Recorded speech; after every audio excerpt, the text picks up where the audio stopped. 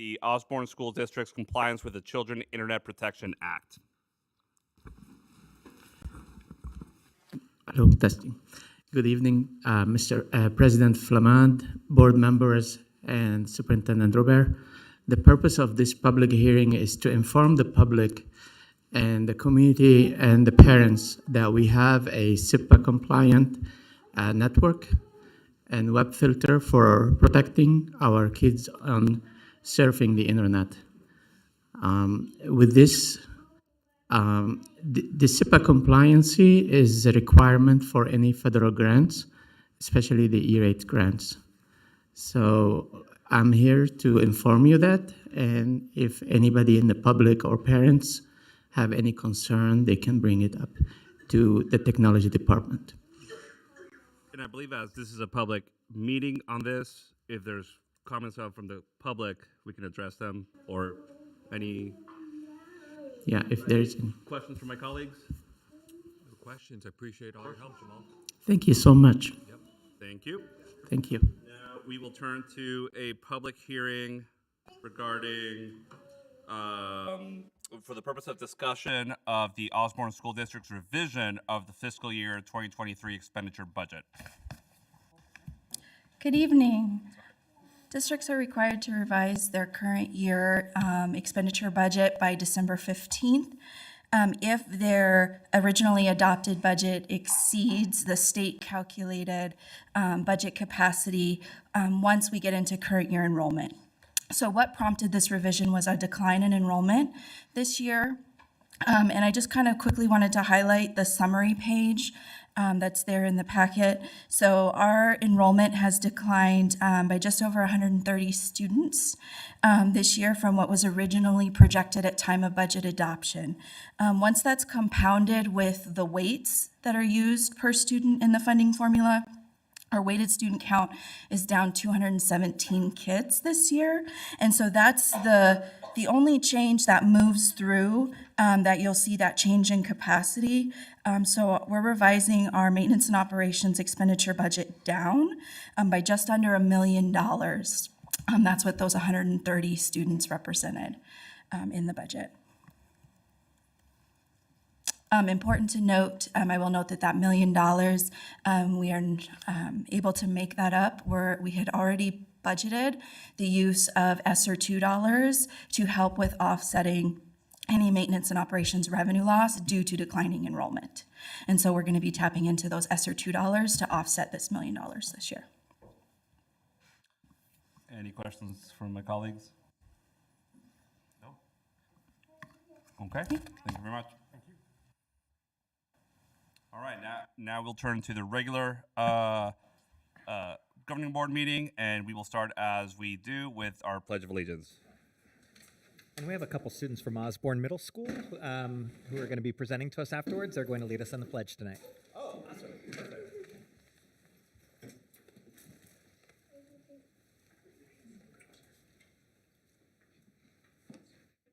Go ahead.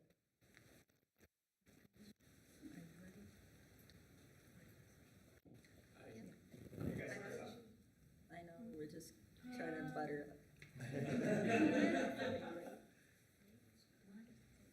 I pledge allegiance To the flag of the United States of America and to the republic for which it stands, one nation, under God, indivisible, with liberty and justice for all. All right, well, I'll look forward to learning more about this robotics club.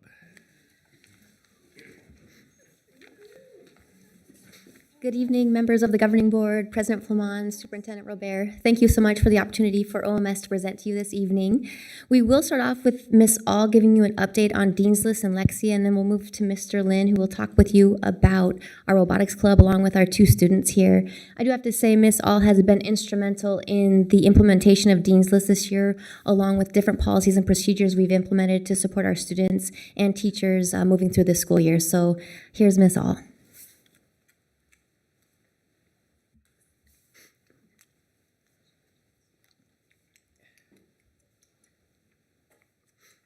All right, good evening. I'm really excited to talk about just some of the updates that Ms. Hayes just mentioned. And so I know we're looking forward to the robotics, but I think this part will be just as interesting in many ways. So what I wanted to start off with here is during the summer,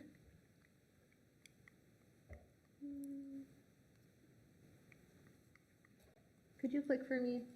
Sorry, I don't think it's me. Okay, thank you. We met together in the summer with a team, our leadership team, and a group of teachers. And the main question that we have for ourselves is, what does it mean to be a Firehawk learner? We noticed that COVID caused a substantial disruption just to our academic progress and social emotional progress among students. And so we wanted to come back to the basics of what do we really want to be true for all of our students on campus. And so we started with this question here and really wanted to make sure, like, what is going to be true for every single student when you walk into a classroom, when you're on our campus, what will you feel is true? And so as a team, okay. Oh, now it's working, okay. We were trying to balance just multiple viewpoints of tools that we're currently using and just trying to come to a common understanding. So we're balancing just the fact that we are a conscious discipline school, so we know that that mindset of how we approach student behavior, how we address that is so important. But we also know there's a lot of value in PBIS, so being very explicit with what do we want to model for students so they know how to be a student on our campus, they know what the expectation is, and making that very clear. But we also know that there are things like logical consequences that we want to be true when we are handling students, whether it's discipline, just positive culture in general. And then most importantly, making sure that no matter what we do, that we use restorative practices when we are trying to model for students what we want to be true for their behavior in class and out of class. And so one of the things that we decided as a campus is that we wanted to invest in a program called Dean's List. And so Dean's List is a tool we've been using this year. And it kind of captures all of this here, but gives us something very clear and concrete to use. And so one of the things we talked about is, well, what do we want to track for students in class? And again, this kind of goes back to the basics of what we think students need to be able to do to be successful academically. So right now, students are earning positive points in their classes, and teachers track 4 things in each of their periods. So they get a point for being on time to class. They get a point for using appropriate language. They get a point for keeping their hands to themselves and then showing effort in class. And again, these are the things that we know if students can do this, it frees up their energy to focus on the academics, and it also helps us model very clearly, these are things you should be able to do as a middle school student. And so we know that just tracking this isn't necessarily going to lead to that outcome. We know we have to reward students and positively praise students for meeting these expectations. And so one of the most exciting things that I think has come out of using Dean's List is that we have positive rewards each month. And this has been a game changer for students because they are highly, highly motivated to go on a trip or an experience. And so what I want to show you is some of the things that we've done this year and then where we're also headed. So we started off in September with a staff versus student volleyball game. I think staff was overly confident that we would be like really good, and surprisingly it was a little bit closer than I thought would be the case. But that was really fun to see all the students come together, cheer on each other, cheer on their teachers, and kind of creating a VIP experience for them. And then moving into the next month, we went to Sky Zone, which if you have not been, it's amazing. It's been a really good partnership to have with them. They've been generous with fundraising with us and then very generous with us coming there. We had the whole place to ourselves, and I will tell you the students had an amazing time. They truly enjoyed every single minute there. So that was a really great reward to give students who met the expectations on Dean's List. And the way they get to go here is, they have to get a certain amount of points. They have to meet, we like kind of set the expectations, and then if they do, they get to go on the reward experience. Then we had our fall dance, which is my personal favorite. It was just a lot of fun to see kids kind of coming out of their shell, really enjoying the dance. Again, lots of teachers involved as well, so them on the dance floor was really fun. And then next week we are going to the movies. So we're going to be seeing Wakanda Forever, and this has been one where students are like, am I on track? Am I going to get to go? Like, they are very excited, and they want to make sure that they are qualified to go on this experience. And then when we come back from the break, we're going to have a couple other experiences, something called Rock the Park, which is kind of like we have a bunch of different things. We have food, games, like basically you name it. We have yoga. It's a myriad of things that they can go and experience. Really fun. And then we're going to have a field day, which we did not get to do last year, which I think will be highly motivating for students.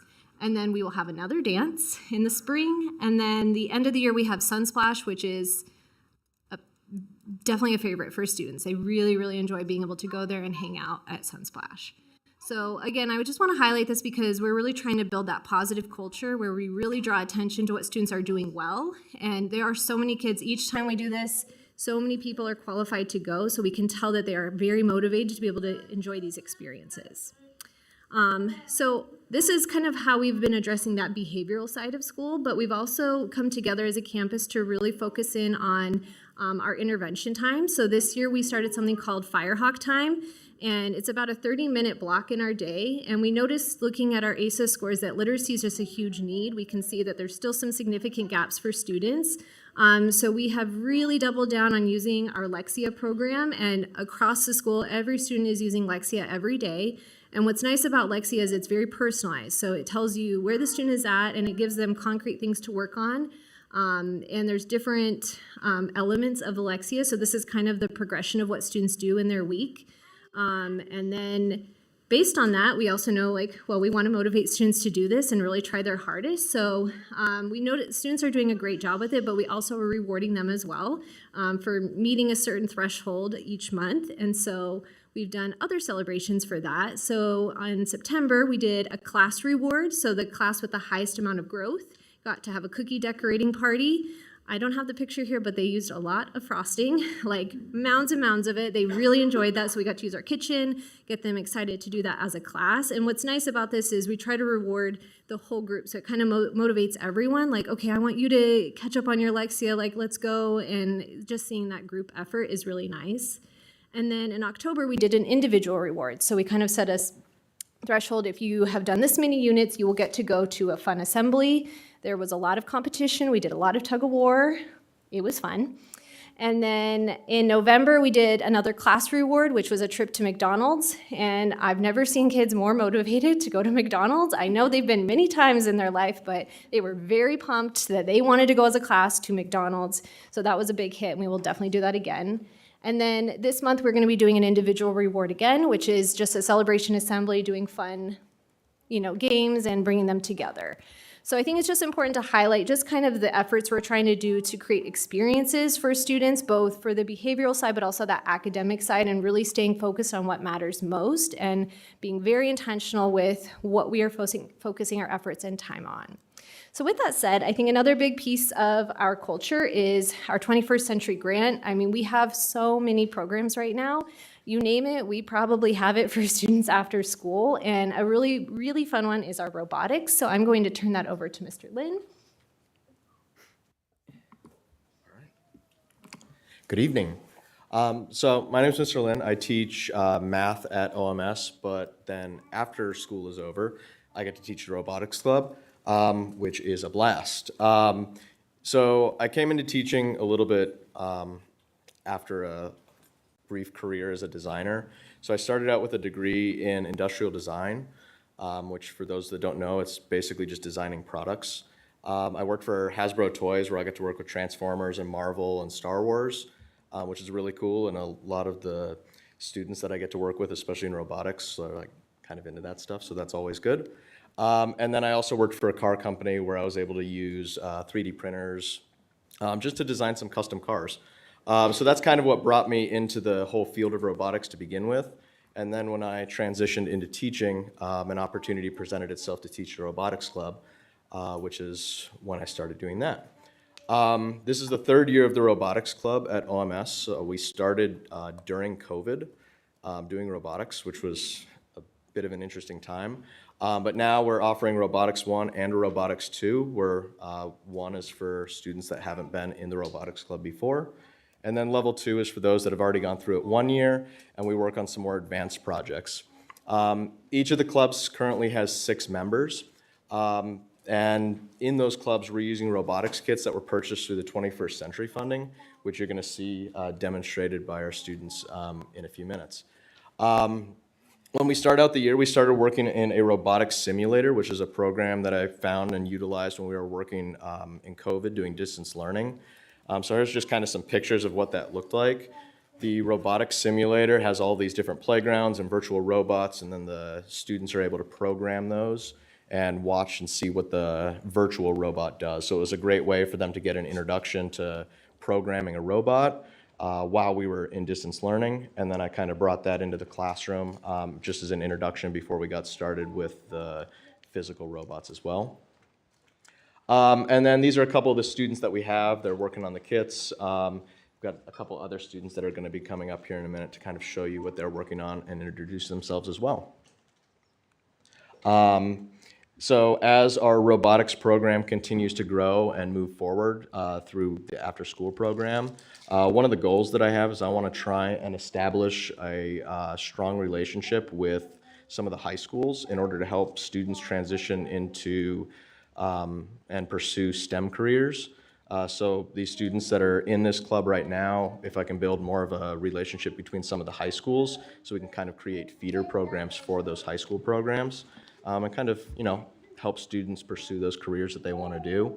And then, in addition to that, within just OMS, I'd like to eventually get to the point where we can start to grow and be able to compete in competitions. They've got competitions that happen regionally and then even nationally, depending on how successful our program can be. So, and with that, we'll go ahead and introduce our two students that we got here. So, come on up. Go ahead, Alex. Come on. You okay? Got it. I'll stand here with you. Hello. My name is Alex. I'm in 7th grade. This is my first time in Osborne Robotics. My most favorite robot build I've made this year was a robot chariot for a little Lego person. And in robotics, I've learned on how to use commands for the robotics, so it does the right thing you want it to do. And what I succeeded in this year is to build a robot that includes climbing power and a moving power like a bulldozer.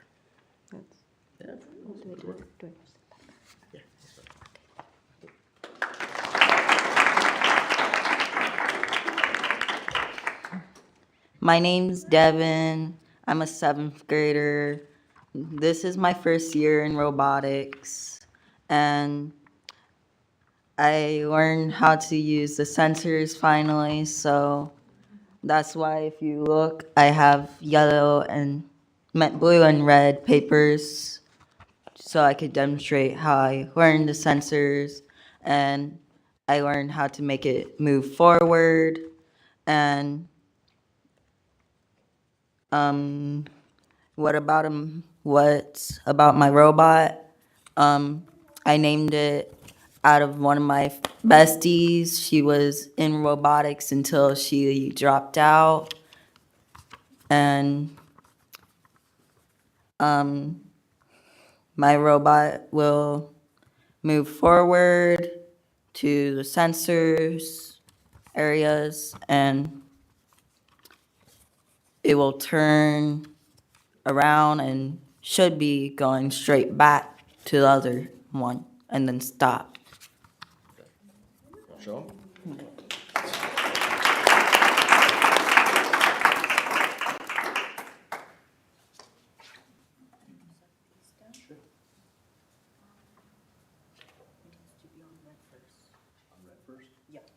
Are you sure?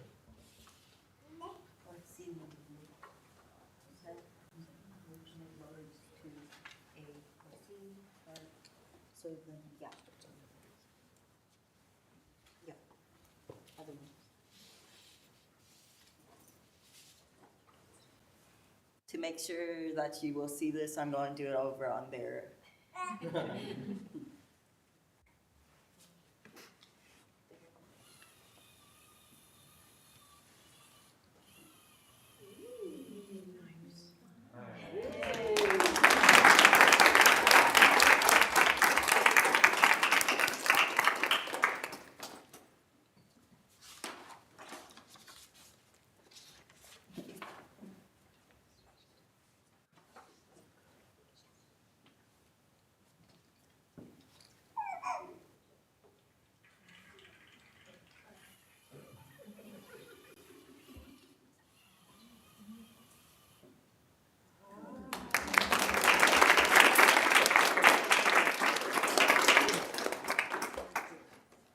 Devin, have you tested how far could it go? Like, what's the farthest it's gone? That's a good, maybe try. It's the first time I got it to go only 100 seconds. Okay. But if I'm using the sensors, it could go however far you want it until it reaches blue or red. Okay. All right. Maybe if you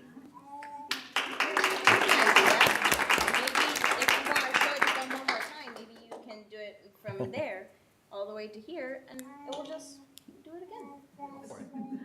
Go for it. Try it. Third time's a charm.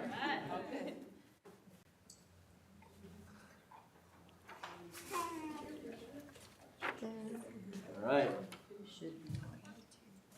Blue. Let's see how straight it drives.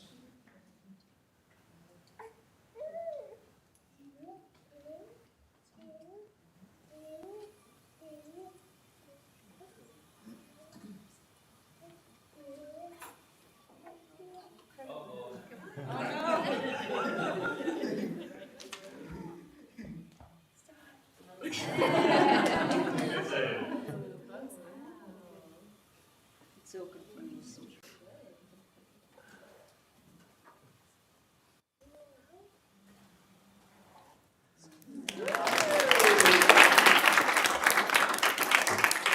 Are there any other questions that you have at all, or? No, this is great. I'm grateful that kids have an opportunity to enrich their, expand their, the class day by these extracurricular activities. And you said, what was that? Never mind. You continue. You said this is funded by Through the 21st century. grant. 21st Century Grants. Okay, thank you. Thank you, and I've always been really big on STEM and robotics and computer science. How many students participate in the program? The entire 21st century program? No, the robotics. We've got 12 total, so we have 6 in robotics 1 and 6 in robotics 2. And there are opportunities either with the Coding Academy, which is down the street, and Carl Hayden to do. They have events like whether it's hackathons or other types of Yes. events. I will say, as a parent, my kids are now in high school and college, but I will say Brock was at the Coding Academy, and I wish we had robotics because he did not feel prepared to be at the Coding Academy because we didn't offer coding or robotics when he was here. So thank you for what you do. It's so important. These skills are critical to the future of the workforce and our country. So thank you. Yep. All right. Thank you for your time.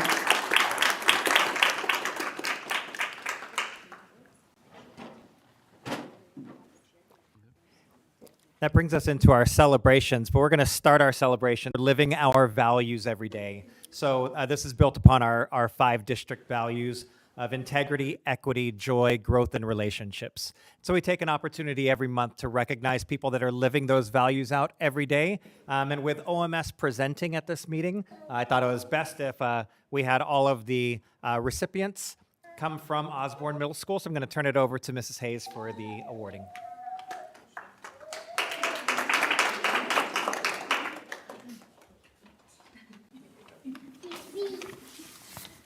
Thank you all so much. If I could have Pat Beck join me up here, please.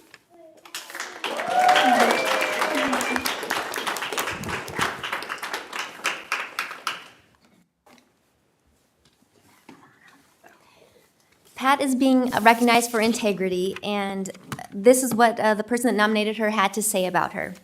She continues to teach even after retiring. She's at school every day unless contagiously sick. She even sponsors foreign exchange students and works with her grandson. She thinks of everyone at school doing special things like making soups to eat, cakes, decorating the staff break room for Christmas. With her warm, friendly smile, everyone has a special lady looking after them. And I have to say, we are so lucky to have Miss Beck here. She is there every day. She has a smile on her face. She sometimes will cover multiple classes at a time, and she is just wonderful to have with a wealth of knowledge that she brings to us and just being there for us. So thank you so much, Pat, for everything you do for us. And it's my 50th year. And she just shared, it is her 50th year in education, so that's something. So, yeah, Pat, there you are. There's your pen. Thank you so much. Thank you. Meg Gunderson.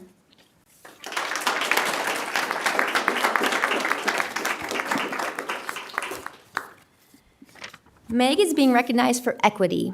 And Meg is our self-contained classroom teacher, and she is just fantastic. So this is what the person that nominated her had to say about her. Meg's classroom is the epitome of positive and support. She has amazing relationships with her students and creates the perfect environment to help them grow. She is consistently looking for ways to bring equity to her classroom. She is open to ideas and trying new things and is a great person to collaborate with. We are so lucky to have her. Meg is determined to give her self-contained students a meaningful and equitable middle school experience. She has co-led the United Sound chapter at OMS this semester, a program that teaches middle school band students how to teach students with IDDs how to perform on an instrument. And I have to say, if you're at the concert, her kids did wonderfully. They were so proud of themselves, and the band just sounded wonderful. So it's a very cool club that we've started, and thanks to Ms. Gunderson and Ms. Georges for that. Meg led sessions on using respectful language, teaching strategies, and answered admirative questions from our peer mentors before the first actual rehearsal. Her experience, patience, and expertise on providing this equitable experience has been invaluable towards growth for our leaders in the OMS band. And so, if you go into Meg's classroom, you are seeing busy little bees. There are kids working, learning, smiling. They're the happiest kids I've seen, and that's really to Meg and the wonderful work she's done in her classroom. So thank you, Ms. Gunderson.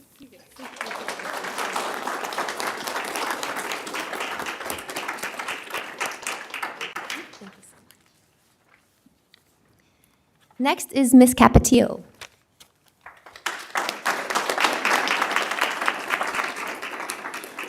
Ms. Capetillo is in her first year with us, and she's an instructional tutor, and she's being recognized for joy. Ms. Capetillo is the most joyful and positive person that I know. She is constantly spreading joy and love wherever she goes, and she spends an enormous amount of time and energy. She spends an enormous amount of time and energy creating fun and engaging activities that help students to grow in their responsibilities.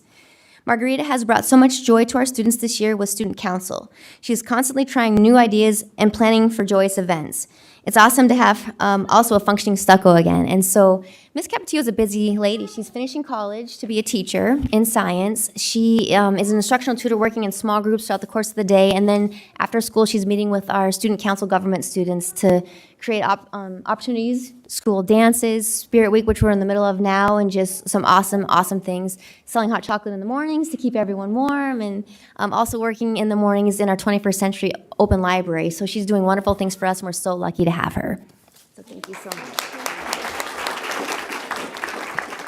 And this is for you.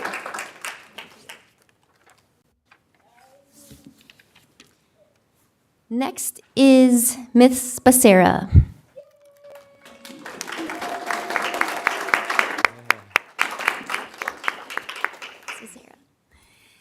And Ms. Becerra is being recognized for growth. Ms. Becerra joined us as an instructional aide, is it 3 years ago now? 2. And I really got to know her. We worked closely at lunch duty, and we talked a lot, and I thought, gosh, it'd be great to have her at school with us next year. And so through TFA, we were able to get her as a teacher at Osborne Middle School, and it's been wonderful. She is a teacher in our special education math 8th grade classroom. And she is being recognized for growth. Chantel has grown so much in her lessons, her IEP knowledge, and her classroom management. It has been such a joy to watch how much Chantel has grown this year, and as well how much effort and success she's in the growth of her students. And just seeing the classroom environment, what she's made it. Kids are welcome there. They are not afraid to make mistakes. They're okay to ask questions, and she challenges them every day. And I'm very thankful for Chantel and the environment she's creating at OMS. Thank you so much, Chantel. Thank you. And last but not least, Miss Lynn.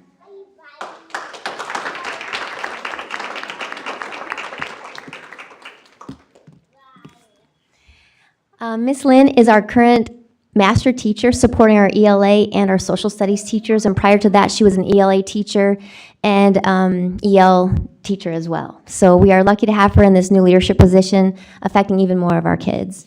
She's being recognized for her relationships. And the person that nominated Jen wrote this. With how she works to establish strong relationships, Jen is regularly working with teachers to ensure that they grow in their profession in a way that helps the students to grow, not just academically, but in all facets of their lives. And so throughout the course of Jen's day, she is in classrooms supporting teachers, giving them feedback, co-planning with them.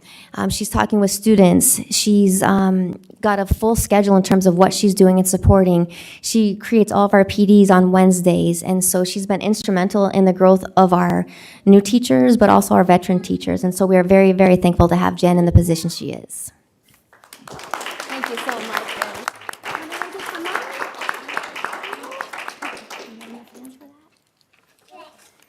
Thank you again for the opportunity to present to you today. And continuing with our celebrations, we have a few more things. The rest of the things I'll do aren't in a particular order, but the last is last for a reason. But a few other celebrations this month. This first one, we're not going to go all the way in our celebration, but just want to stop and recognize, she's not here with us, but Becky McNanny, who's been with our district for so long, is going to be retiring in December. Becky, however, is going to join us at the end of the year for our regular recognition of retirements, of retirees, but we did want to make sure that we take this time now to just recognize that at the end of this month, Becky is going to be moving on from her position as Medicaid coordinator and moving into retirement. A couple other celebrations. Number one, I don't know how many of you guys were, raise your hand if you were out this weekend at the Merriment and Melrose event. This was our 7th year having this event that supports Osborne bands. It's just a wonderful, wonderful way to bring the community in to support our schools. And so, it was our teachers, our music teachers, our band teachers that went out and started this event as luminarias and music and vendors and just a celebration for the community in this wintertime. And it feels like it's just growing every year in popularity. Lots of support, thousands of dollars that come in to support Osborne music, Osborne's band programs. So it's just a wonderful community celebration. I got an email just from a community member on Friday that said, I've been coming to this event for a few years just knowing it's a community event, but I didn't realize that it was, how much the impact was directly to the schools. So I look forward to being there even more and spending more money knowing that it's going to be helping out the schools. So that was just a wonderful email to get.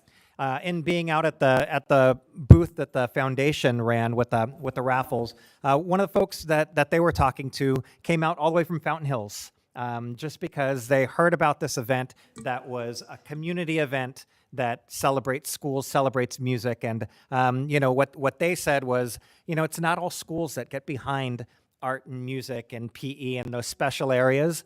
So he wanted to come out and support Osborne in the work that we're doing to make sure that our kids have a well-rounded education. So we're super proud of this event, super proud of our folks here within Osborne that started it, and we look forward to it continuing for many more years. In bringing up music, a wonderful celebration that Mrs. George and Mr. Martin, is Mr. Martin still here? He is. So there is anybody see the movie Mr. Holland's Opus? So there is an organization called the Mr. Holland's Opus Foundation. And they, hold on, let me just pull up the email from them. Every year they have a grant that's open for districts and they want to support band programs in schools. And so Julia and Jeff wrote a grant to support Clarendon's band program. Let me tell you what they got. 3 brand new flutes, 5 brand new clarinets, and I mean, these are high quality instruments. Wait until you hear the dollar amount. So 3 flutes, 5 clarinets, 5 alto saxophones, 5 trumpets, 2 trombones, 3 euphonium, and a tuba. The total retail value of that donation of instruments is $37,000. $37,864 worth of instruments to support the band program at Clarendon. What a wonderful, amazing thing for our students to be able to to celebrate. You know, having just gotten an M&O override passed by 75% of the voters in this community, our community supports the arts. We are able to have art, music, PE because of that override. Time and time and time again, our community comes together and says yes. They say yes to us, they say yes to our kids. And we don't have to, I mean, we don't take things for granted. We go out there, we knock on the doors, we do the work, and work to, and you know, I think through due diligence of the work of the educators in this district, we demonstrate to our community that we're doing the good work and that we are worthy of their generosity. But 75%, that's the highest vote margin in the state of Arizona. So what a community we live in. We're so fortunate, and what a wonderful grant. So thank you to Julia and Jeff.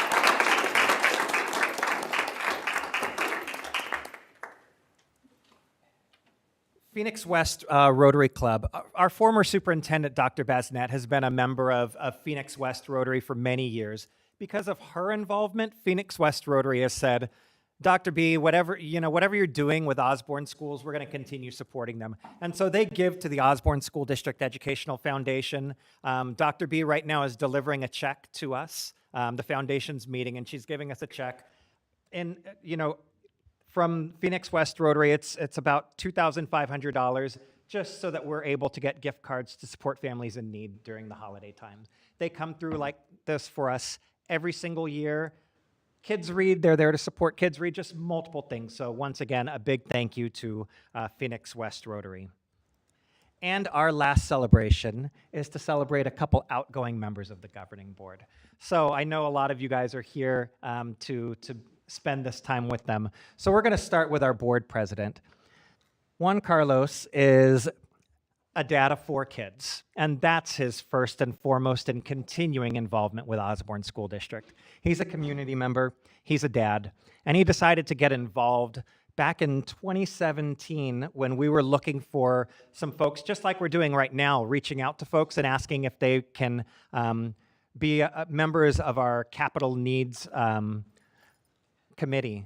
And Juan Carlos stepped forward and said not only that he would join that committee and help us, but he chaired it. The work of that committee led to making a presentation to the governing board and asking if we could go out for bonds that have done so much. The end result to that work, through the capital needs, through his work on being the president of the Political Action Committee that worked on not only the bond, but also the district additional assistance, so capital dollars. The result of his work in that has been a $50 million bond, $1.5 million in capital override for over 5 years. We're talking about over $65 million that's come to Osborne School District because he decided to step up and lead. He then he turned that into board service and said, I'm not done serving this community. And he stepped in when we had a member of our board that left board service in the middle of a term. And he put his name in and said, I think I'd like to step in and continue helping out this community in the form of board service. And so for the past 2.5 years, he has been serving as a board member. And so for those years of service, not only as a board member, but just in support of us and hopefully moving forward, continuing to support us, we want to just stop and thank Juan Carlos for his amazing service. And we look forward to continuing seeing you here as a dad and as a community member. So please, let's all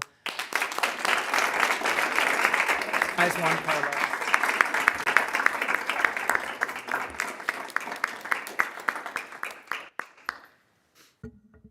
And we'll have a chance at the end of the meeting, that if board members have any reflections. So we're going to take a moment to recognize our second board member that this is her last night as a board member.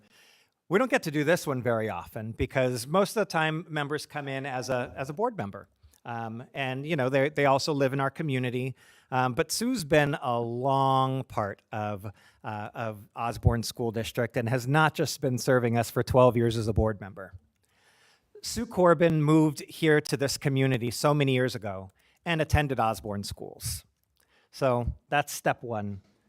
As a former student. She lived in the community and has this entire time, hasn't moved from Osborne. She's been a long-standing community member. And so, that also makes her a voter in this community. Osborne's never lost a bond or an override election. Did you know that? Big part of it is from long-standing community members that continue to support us.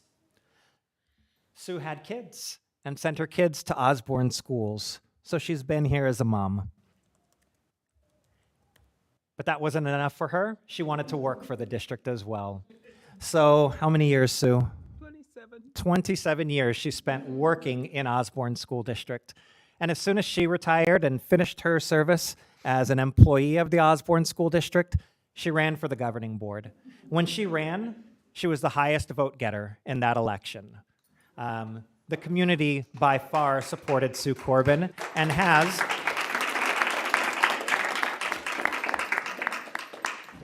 for 3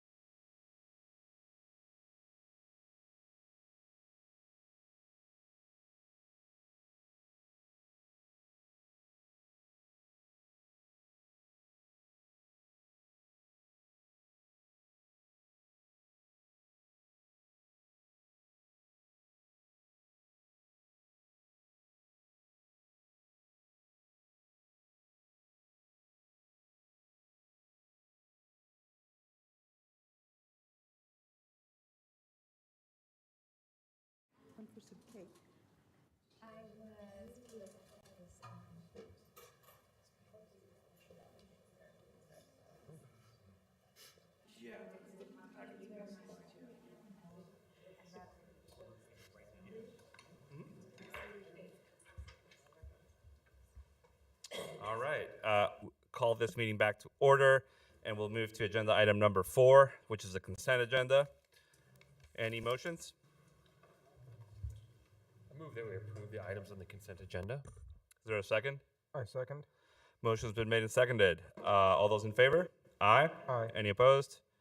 Motion carries. Call to the public. Believe there is a comment that was submitted electronically. Yes, there is. Would you like for me to read that? Yes, please. These comments are from Sammy Wright. Thank you, board members, for your time and efforts as we work toward approval for Prop 301. My name is Sammy Wright, a special educator and mentor teacher in the Osborne District. After participating on the Prop 301 committee, the team concluded with 2 proposals that we feel confident in as we move forward. These changes include I think it's a both and. It was a wonderful surprise to be able to connect with Dr. Avila and Dr. Ventura as they were selected to share this promising practice. So that was wonderful, and and we have plans to connect in the near future. So I think that would not have happened if we hadn't had this opportunity. But it was also fascinating to connect with educators. Particularly, I think there were several districts from Virginia where they now have a new governor who has very quickly made changes to the State Department of Education that has, and in particular, the social studies standards were moved out and new ones were brought in. And so it was just really interesting to hear how they have quickly had to pivot. and and these were districts with very equity-minded practices in place. Who it was not predicting the future on our end, but kind of knowing that there are other, outside of our Arizona bubble, that there are other states and districts who are kind of going through similar challenges, and to be able to make those connections and bring those business cards home so that we can then make those connections in the future should we need to. So yes. Thank you. Thank you. Okay, moving on to agenda item number 8. 8A, approval of fiscal year 23 budget revision. We had the hearing. Anything more we need to add? If there's no further questions, then it's just recommended for approval. I move that we approve the FY23 budget revision. I'll second it. Motion's been made and seconded. Motion's been made and seconded. All those in favor, vote aye. Aye. Aye. Any opposed? Motion carries. The next item is approval of the fiscal year 23 hourly salary schedule update. Greetings. That would be me. Greeting board president, board members, Superintendent Robert. As you already stated, agenda item 8B pertains to the necessity of increasing our salary schedule for classified hourly staff in particular. At present, our classified hourly schedule that was approved back in August reflects a minimum starting entry pay of $13.26, and as a result of the Arizona minimum wage increasing as of January 1, we will need to add an additional 4.5% to our schedule, meaning that lowest possible entry compensation for Osborne will increase to $13.85. And that would be applied, that 4.5% will be applied to our entire schedule and be in compliance with the minimum wage requirements. And we're asking that it be approved for the schedule and be effective as of December 25th, which will include that first week of January's compensation for staff. Any questions? Okay. I move that we approve the FY23 hourly salary schedule update. Is there a second? A second. Motion's been 301 plan or the classroom site fund, I think we really need to consider that there was a change in the law, and that change allows us to be a lot more flexible with what that plan looks like.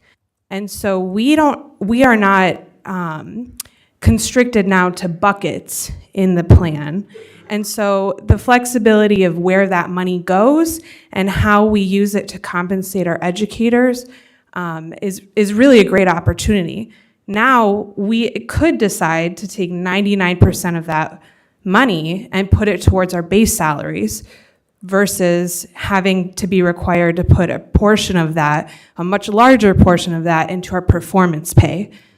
That allows our educators, when they sign their contracts, to know, hey, this is my salary. It's not contingent based on my score that I get on an evaluation. It's money that the district is choosing to put into me as an educator because I have value and they want me here.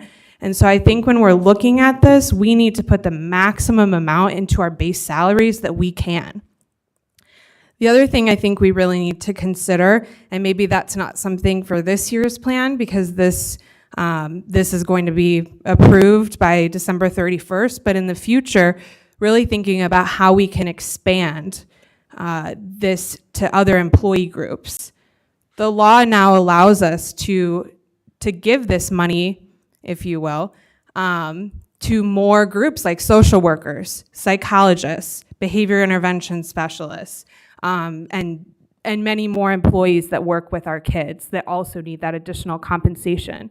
And so I think we really need to consider how do we make sure that we give the maximum compensation into our base salaries and as little as possible into our performance pay, but then also looking at the plan that the committee has already started to draft and really look at honoring educators that get that 3.0 and above, giving them that 100%, because we know that our evaluations are not so much about getting compensation, but they're supposed to be a tool that help our educators grow and become better. And so if we can do that for our educators don't get enough money already. And so the more that we can ensure that they know is going to be part of their compensation when they sign that contract, the better. Thank you. Thank you. Thank you. Next, Maitlin Reynolds. Sorry if I mispronounced that. Is it Maitlin? It's Maitland. Maitlin. Sorry about that. Yeah. Please go ahead. Good evening, board members and administration, Dr. Robert. I am the current OEA site representative for Osborne Middle School. One of the things that I love about this district is that I feel encouraged as a teacher to make my voice heard. I'm here tonight to speak on the recent changes in state statute SB 1139 as it relates to Proposition 301 money and performance pay. In March 2021, Arizona lawmakers revised SB 1139, modifying previous requirements that districts allocate at least 40% of Prop 301 monies towards performance-based pay. The change allowed districts the freedom to allocate a larger amount of funding towards teacher compensation not related to performance, such as stipends or salary increases. According to the recommendation of the Arizona Education Association, hypothetically, a district could allocate 99% of funds toward teacher compensation and 1% towards performance-based pay. While observations are an invaluable opportunity for teachers to receive feedback and grow in their practice, I argue that connecting observations to a dollar amount impedes growth by putting undue pressure on the teacher and creating a sense of competition rather than community. I am not alone in my sentiment that our current salary as secondary educators is not competitive with the surrounding districts. So much so that myself and other teachers at my school have been approached with promises of increased salaries, 4-day work weeks, and improved benefits to entice us into other districts.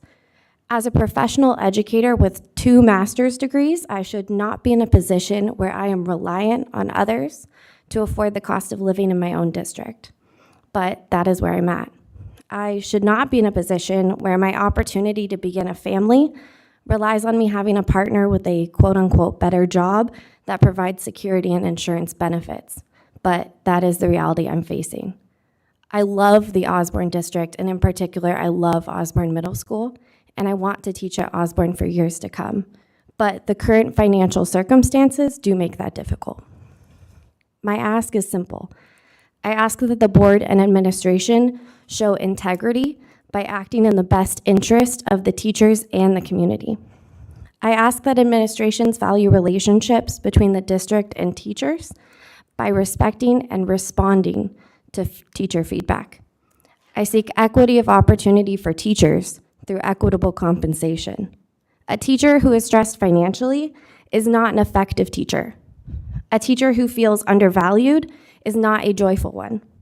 And a teacher whose goal is a number attached to a dollar amount is not truly working towards growth.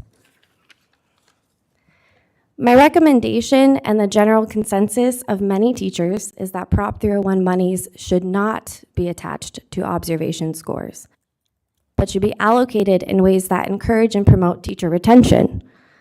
The Proposition 301 funds should not be treated or should be treated as a stipend given to all proficient teachers, rather than an incentive to score higher. My ultimate question to the board and to administration is, what is our biggest problem? Is our biggest problem that we have ineffective teachers, or is it that we have a problem recruiting and retaining effective teachers? If your answer is the latter, then our solution needs to be aimed at teacher recruitment and retention. And that solution includes an improvement of teacher salary and benefits that can only come with a focus on teachers. Thank you. Thank you. And lastly, representing the OEA, I don't know who's, are you all? It's going to be me, Erica, and Tara. Go ahead.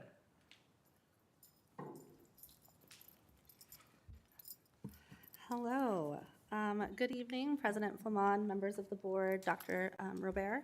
My name is Storm Gerlach, and I am the co-president of Osborne Education Association, and I am joined tonight by Erica Sotala, my co-president, as well as Tara Lao Garcia, our secretary. And we are addressing the board tonight to share feedback on the Prop 301 performance payout plan, as well as share the process that was used to determine the recommendation that you see in the packet tonight. Earlier this afternoon, we did receive communication from Dr. Robert stating that the agenda item would be changed from an action item and would not be voted on tonight to allow time for the committee to reconvene. We would appreciate this opportunity greatly for the committee to reconvene and for all stakeholders to be brought back to the table. However, we are still going to share some information and feedback from OEA members that we had prepared prior to that change. So with that, I'm going to turn it over to Tara Lao Garcia. Thank you, Storm. Hello, everybody. So the Prop 301 committee met for the first time this year on November 29th with representation from OEA as well as teachers from sites across the district. I'm at Longview in first grade, just in case you're wondering. Due to the condensed timeline, committee members were able to share the plan with their stakeholders and sites, but the committee did not meet a second time yet. It sounds like that's going to happen, to discuss the feasibility of any feedback that was provided. Some committee members voiced their concerns and shared feedback through email, but were unable to have a fully vetted conversation so far. In recent years, we have shared feedback that OEA members would like to see the committee process for the Prop 301 performance payout plan be started in the spring prior to the year the plan is to be implemented. Due to the delay in starting the process, teachers have been evaluated throughout the first semester, participated in the IGP process, and have also attended professional development without knowing what the finalized payout plan would be. In combination with the concerns listed above, OEA has also shared the great opportunity we have to reimagine what the performance payout can look like now that the restrictions from the state have been lifted on how Prop 301 funds can be used, as we've already spoken about somewhat. In March of 2021, Senate Bill 1139 was passed through the legislature and signed into law and revised State Statute 15977. We included in the email we sent to you prior to this meeting 3 separate guidelines that discuss how these funds can now be used without there being a requirement of 40% being used on performance pay, as well as the removal of the requirement that 33% of the performance pay be based on individual teacher performance. In the advisory we provided from the Arizona Education Association, they state, quote, as a practical matter, districts can now put more into base salaries and will likely need to in order to remain competitive with other districts and other states and to attract qualified people into certificated professions in Arizona. And I'm going to hand it over to Erica so she can give OEA's specific recommendations. Thank you. Woo, my voice. Hello. So we are recommending that the Osborne Governing Board table the vote on Prop 301 Performance Payout Plan with these recommendations. We ask that the Prop 301 committee be reconvened with the following items discussed. Number 1, and that is the committee is provided with a breakdown of how Prop 301 funds are being spent. So base salary amount, maintenance and operation costs, and amount budgeted for use on performance pay, as well as the amount of funds carried over from the prior year. We ask that the committee is provided information on changes to the state statute that eliminate specific funding allocation requirements for the performance payout plan, as well as the amount that must come from individual teacher performance. We also ask that an opportunity to discuss the feedback that was provided by sites.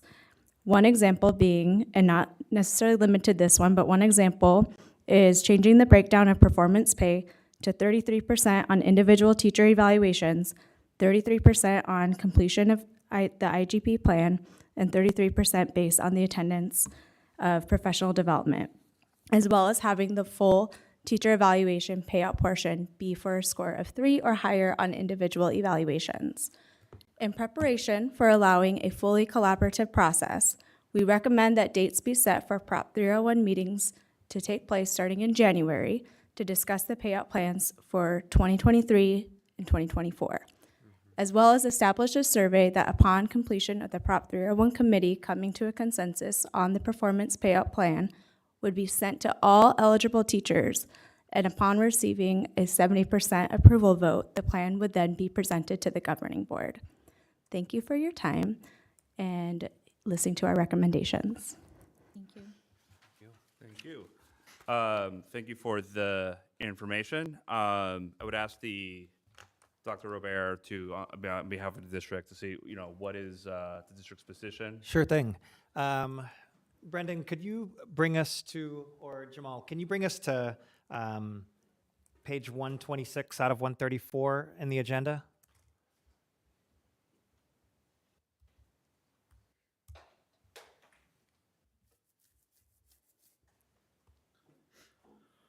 While he's getting ready to pull that up, just one quick note for members of OEA. I sent out the email today in terms of making a recommendation, how I'm going to address the board. Part of my comments that I'm going to make are going to be a request for allowing the Prop 301 committee to come back together and vet this a little bit further. However, it is listed as an action item today, so I don't have the ability to just change that. I can change my recommendation to the governing board, but if they so wish to move forward with that, it is listed as an action item. They could take action on it. They could decide to just make it, as of right now, I'm treating it as a discussion item that I'd like to just kind of discuss some of the points of the Prop 301 plan and some of the work that's gone into the development of our plan right now. With an intention of pulling the Prop 301 committee back together, vetting this a little bit more. Board members, what that would mean of you is sometime between now and December 30th, I'm going to need to call a special meeting, pull you guys together, whether virtually or not, once I have a kind of agreed on consensus plan moving forward so that we can get this submitted to ADE by December 31st. Because that's one thing that can't change. You got to make a submission to the Department of Ed by December 31. Two approaches to this too. First thing, there's a short game and a long game here. So in the short game being making a Prop 301 recommendation for this year, the long game being, if we're going to revamp the entire 301 plan, kind of starting from scratch, that reimagining. But that's long work, and I don't think that can be accomplished in 10 days. I do think that we can pull the Prop 301 committee back together and come up with a recommendation that feels very good and amenable during that time. Kind of explain a little bit of where I'm going with that. We made some pretty big, I got to take some full responsibility for the timing of Prop 301 meetings and everything like that. My start on this, in November and bringing it to you in December, could have allowed for a lot more time for vetting going back and forth, but was not looking at very substantial changes, given that we made some pretty big changes last year. And when making big changes, you don't necessarily bring big, huge incremental changes year by year. So I was looking at this as being a hopeful, pretty quick process. That being said, in terms of the timing, we've brought this Prop 301 plan to you every year. So every single school year since I started here in the district, with Prop 301, we've started without a board-approved Prop 301 plan. It's always been approved by this board in December to be applied to the current year that it's being used. So for many years, we had a Prop 301 plan with a maximum payout of $3,000.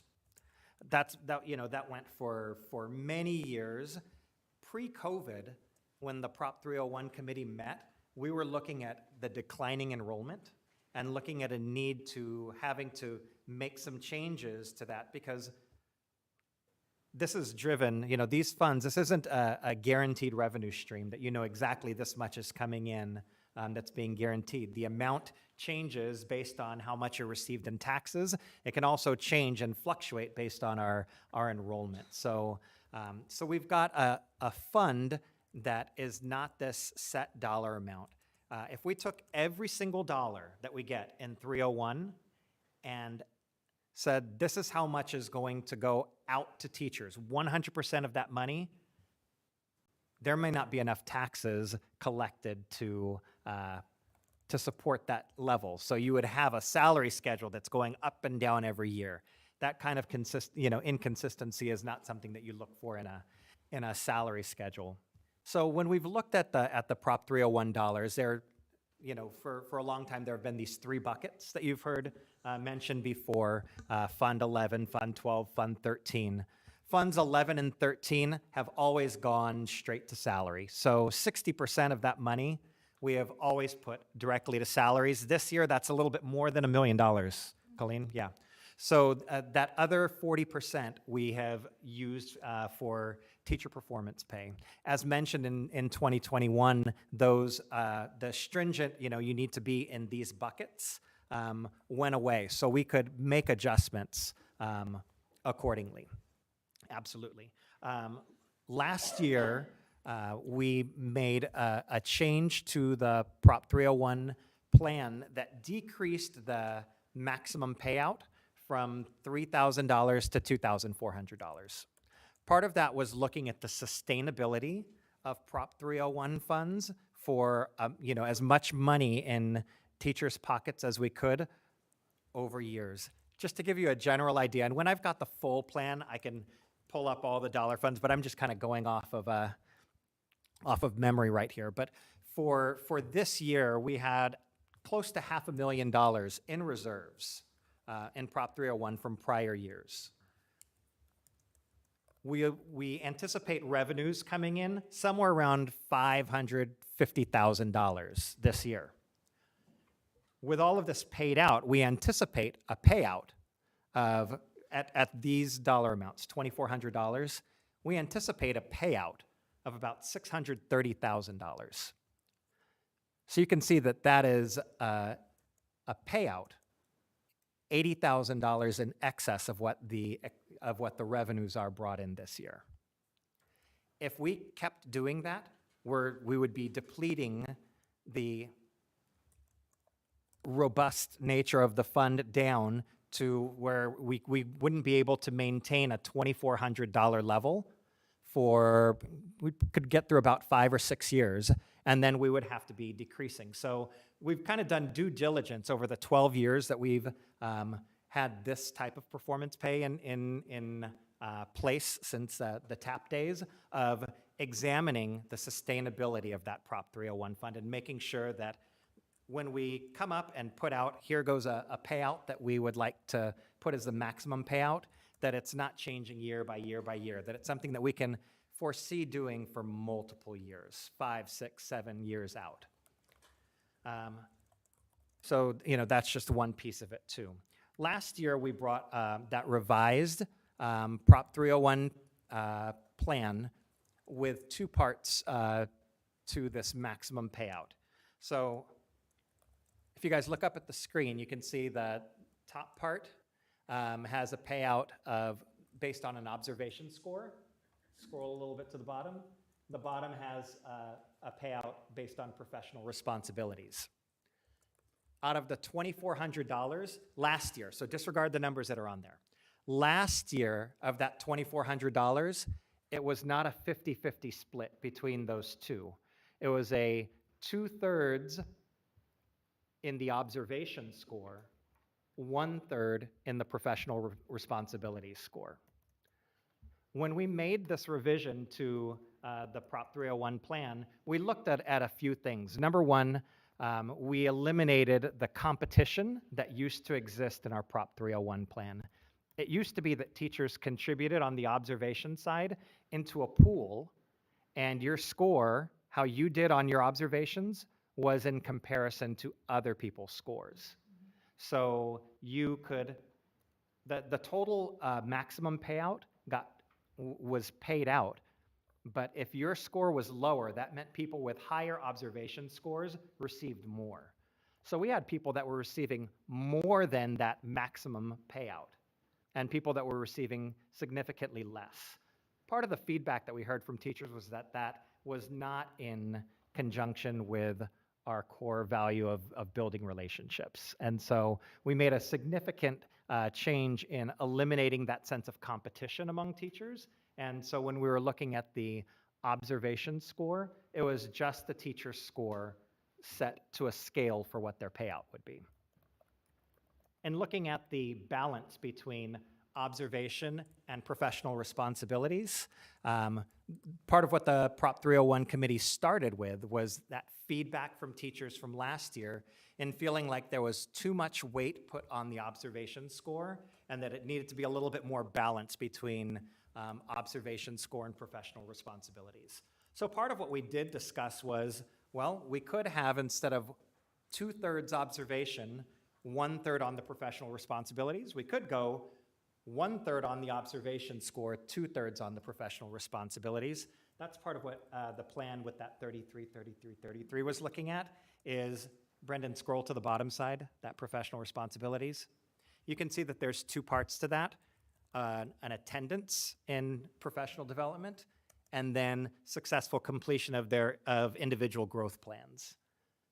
If we were looking at a 1/3, 1/3, 1/3, that would basically be 2/3 of it on the bottom side, the professional responsibilities, 1/3 on the observation score. We talked about that within the committee, and we kind of went back and forth on it a bit, and we felt like having made such a significant change in the prior year, that making another drastic change from 1/3, 2/3 to 1/3, 2/3 was a bit much, and to do it in a more gradual step and maybe make that change in future years. So that's something that we can come back to the table and discuss. The other part of it was, now Brendan, scroll back up to the top, on the observation score. So the rubric that we use, the NIET's Teaching and Learning's Standards rubric, it's on a 1 through 5 scale. Those are the scores that you receive on each of the 19 indicators of the evaluation. You can get a 5 being the highest, a 1 being the lowest. So one of the changes that we made was, instead of an average of scores, for it to be the highest of your 2 or 3 observations. I feel like this was pretty well received, not only by the committee, but in making presentations to the schools. Additionally, there's the part at the bottom that's the scale for how much of the performance pay you would get. So in this recommendation of 1,200 on the observation score, with a proficient score of a 3, you would receive 70% of the payout. 3.5, you would receive 80% of the payout. 4, you would receive 90% of the payout.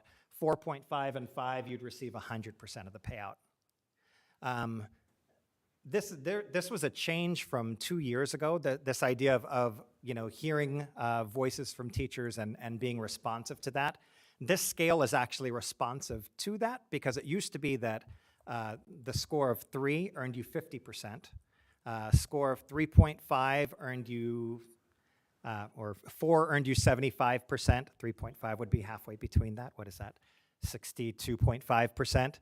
A score of 5 was 100%. A score of 4.5 was 88.75%. So you can see already the scores up to that proficient level already are earning significantly more than what the Prop 301 plan was 2 years ago. So we've made significant strides towards getting more dollars in folks' hands.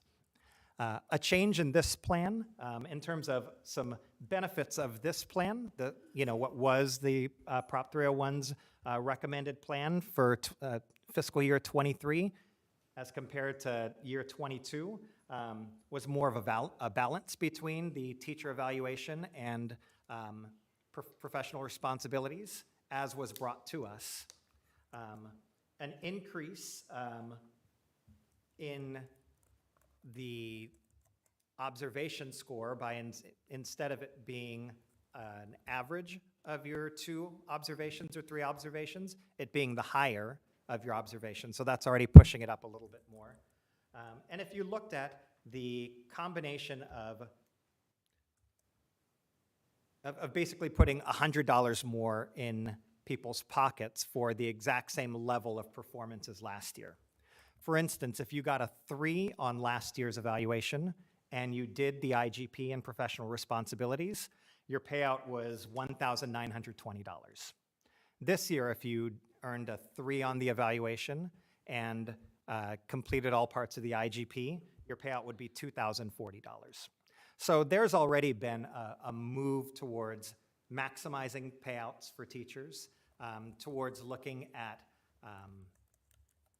valuing the proficient score by increasing the dollar amount for each of those scores and making the 100% more attainable. Now, we can come to the table, bring the Prop 301 committee back, but we did take this out, got some feedback. There was also lots of approval of this plan as the work that was done by the 301 committee was very much taking into account teacher input and professionalism and respect for that professionalism through listening to the input of staff. Can I ask a question here? Sure. Who's on the committee and how many teachers are on the committee and how often does the committee change? Yeah, so there's representation. When we think about representation on the committee, we try and make sure, number one, that there's representation from every school, from the Osborne Education Association. When we're looking at teachers, that we're looking at all possible classifications of teachers. So classroom teachers, mentor teachers, master teachers, special ed, special areas, upper grade, lower grade, making sure that all the schools are represented. So there's a good sense of representation on the committee. We've got a lot of members that are continuing from prior years and some new committee members as well. How many people are on the committee? I think this year there were about 16 people on the committee. And out of the 16, how many of them are teachers?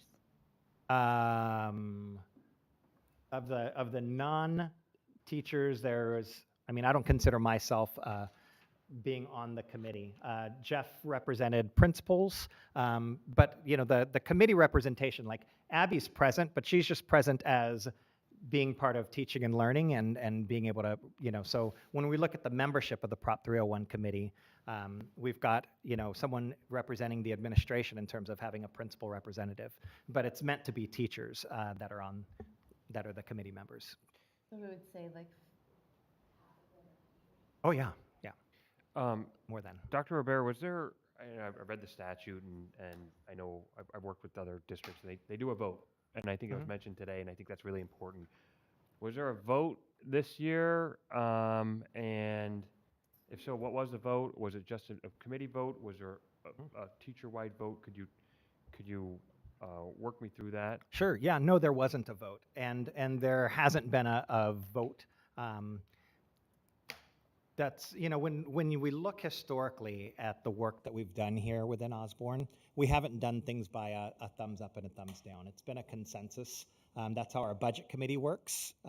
Ultimately, in terms of a voting up and down, and the majority wins, that comes here at the governing board. But that's not how our consensus model works, and that consensus model is what we've used in the Prop 301 committee and all of our committees historically.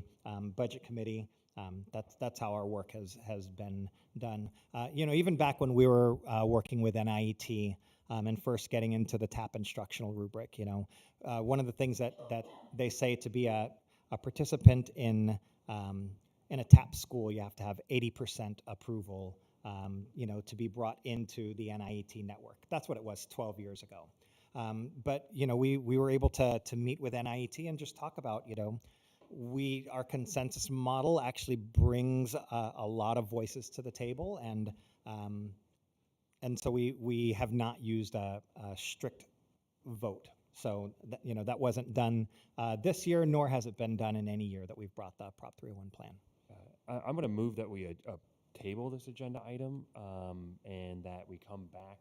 I know you thought this was your last meeting, but I'm going to move that we table this and we come back. At least speaking for myself, I'm happy to come back. I'm not going anywhere for the holidays. And I'm happy to come back, even if it happens to be that week between Christmas and New Year's, because I do think it's important to have another meeting, at least another meeting of the committee I don't think there is a consensus. And I think starting at the first meeting on November 29th, I think that it was too late.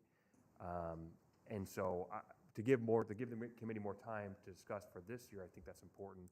So I'm going to move that we table this agenda item, come back for a special meeting. I think in the future, and I don't know, if there's time between now and when we need to pass it for this year, but I think in the future, it's really important, at least in my opinion, to take this energy because of the change in the law, to take this momentum into next year, start the process really early, and let's reimagine the whole thing. I mean, we need to get more money into our teachers' pockets, no doubt about it. I think it's important to spend those reserves down, not recklessly, but I think it's really good when our teachers are not making enough in this district. We're not as competitive as I'd like to be. And we've got a fund balance, and that's, if it gets too big, and I think it is pretty big right now, we got to spending that down. So, to summarize, I'm going to go ahead and move that we table this agenda item and come back sometime before the 30th to come back and vote on this. Before I ask for a second, because a motion to table doesn't have debate, would my colleague consider withdrawing the motion for now to see if there are additional questions? Sure. If there's additional discussion, don't let me give anybody short shrift on questions and whatnot. So, Okay. I'll bring the motion when it's appropriate. I appreciate your assistance there. I am, in preparation for a possible second meeting to discuss this. I'd like to better understand this observation on score. Who's observing, and how does this work?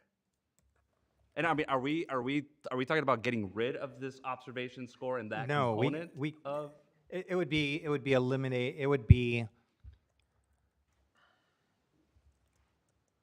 if we're talking about completely reimagining, I really do not recommend a complete overhaul. If you want to look at ways to maximize dollars from this into this year's Prop 301 plan, I feel that there are ways within the system that's organized to absolutely maximize those dollars. If you're looking for a way to completely reimagine Prop 301, we can start that work in January and move on through for the 23-24 school year. Okay. Understood. But in terms of like this observation thing, who is doing the observing? Those are the formal teacher evaluations that are done by the list of qualified evaluators that the board approved. Okay. So that's mentor teachers, master teachers, administrators, school site administrators, and certified district administrators. Okay. And in the past, there was some sort of curve system, but now everyone's kind of just theoretically now everyone could theoretically score a 4. But Everyone could have scored. Everyone can score those numbers at other times. The way it worked before was if your payout was a 5, we took the dollar amount and we broke it into shares. And so, let's say there was a share amount of $500 per share. If you had a 3, you could get 1 share. If you had an average of 4, you could receive 4 shares of the payment. And if you received a 5, you could receive, I think it was 7 shares. So people who had higher teacher observation scores had payouts significantly higher. We had a range of Prop 301 payouts ranging from as low as a couple $100s to as much as $9,000. It was a very competitive system.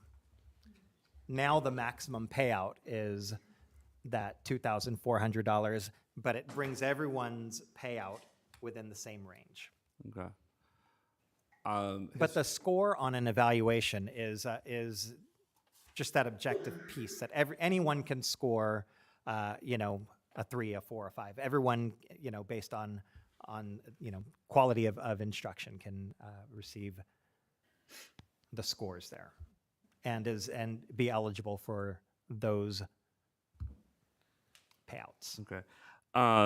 Looking at the statute,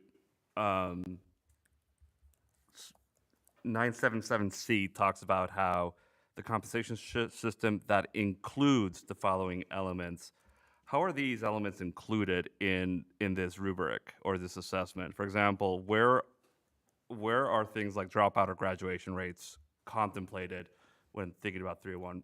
Not every single one of those is part of every district's Prop 301 plan. So not, we don't have dropout, within our district. So we don't have to use all the elements. Correct. System that includes the following elements. Is that council's interpretation of this? There is not a single Prop 301 plan that includes all of those elements in them. All right. Okay. My main But we could decide that, you know what, we are going to include attendance rates, and attendance rates could be a factor. Is this an exclusive list of criteria? Or is That's this a list of the suggestion? criteria, and because it's been expanded, the inclusion could be as little as 1% of it could be on those things, and the rest could go into base. Is that like that? What they're talking about was like a 99% could be Towards base, Okay. yes. But understand that the dollar amount that we've chosen as that maximum dollar amount is has to consider factors of sustainability of that fund over years. And I know that Ed's saying, that, it'd be good to see some of those reserves spent.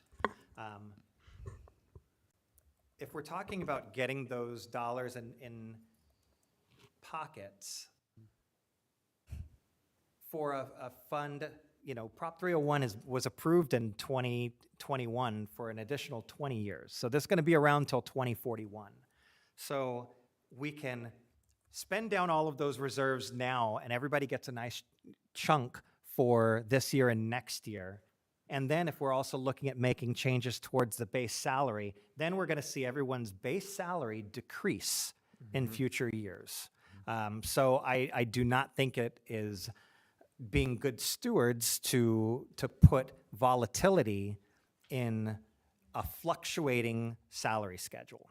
I don't think that is a strong recruitment or retention tool. It allows you to do, it's with funds like ESSER that we've had these types of what we call one-time funds, that we've done 2 or 3 times, but that's going to disappear. And we've never put that anywhere near the base. It's been very clear. This is a bonus that's coming or not a bonus, it's a retention type of stipend that's coming at the end of the year. In no way, shape, or form do we talk about that as being pay.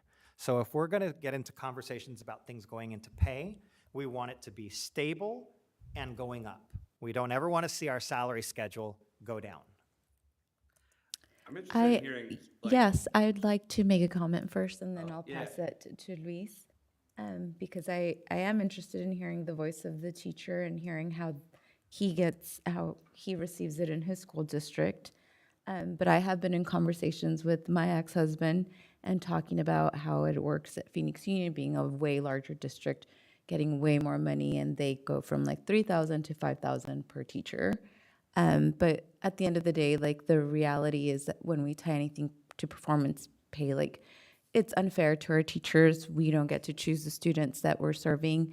A lot of our students come with different needs, and tying it to their performance pay and penalizing them is unfair. But that's the reality of how, like, Prop 301 is framed, and that's the way that we have to we have to abide by what they're stating. So I know that it is totally unfair, but I do want to learn more and hear more about, like, how this committee works, who's on the committee, like, how they came up with this decision, and really, like, more into those conversations versus anything that has to do with, right now we're just gonna, like, talk about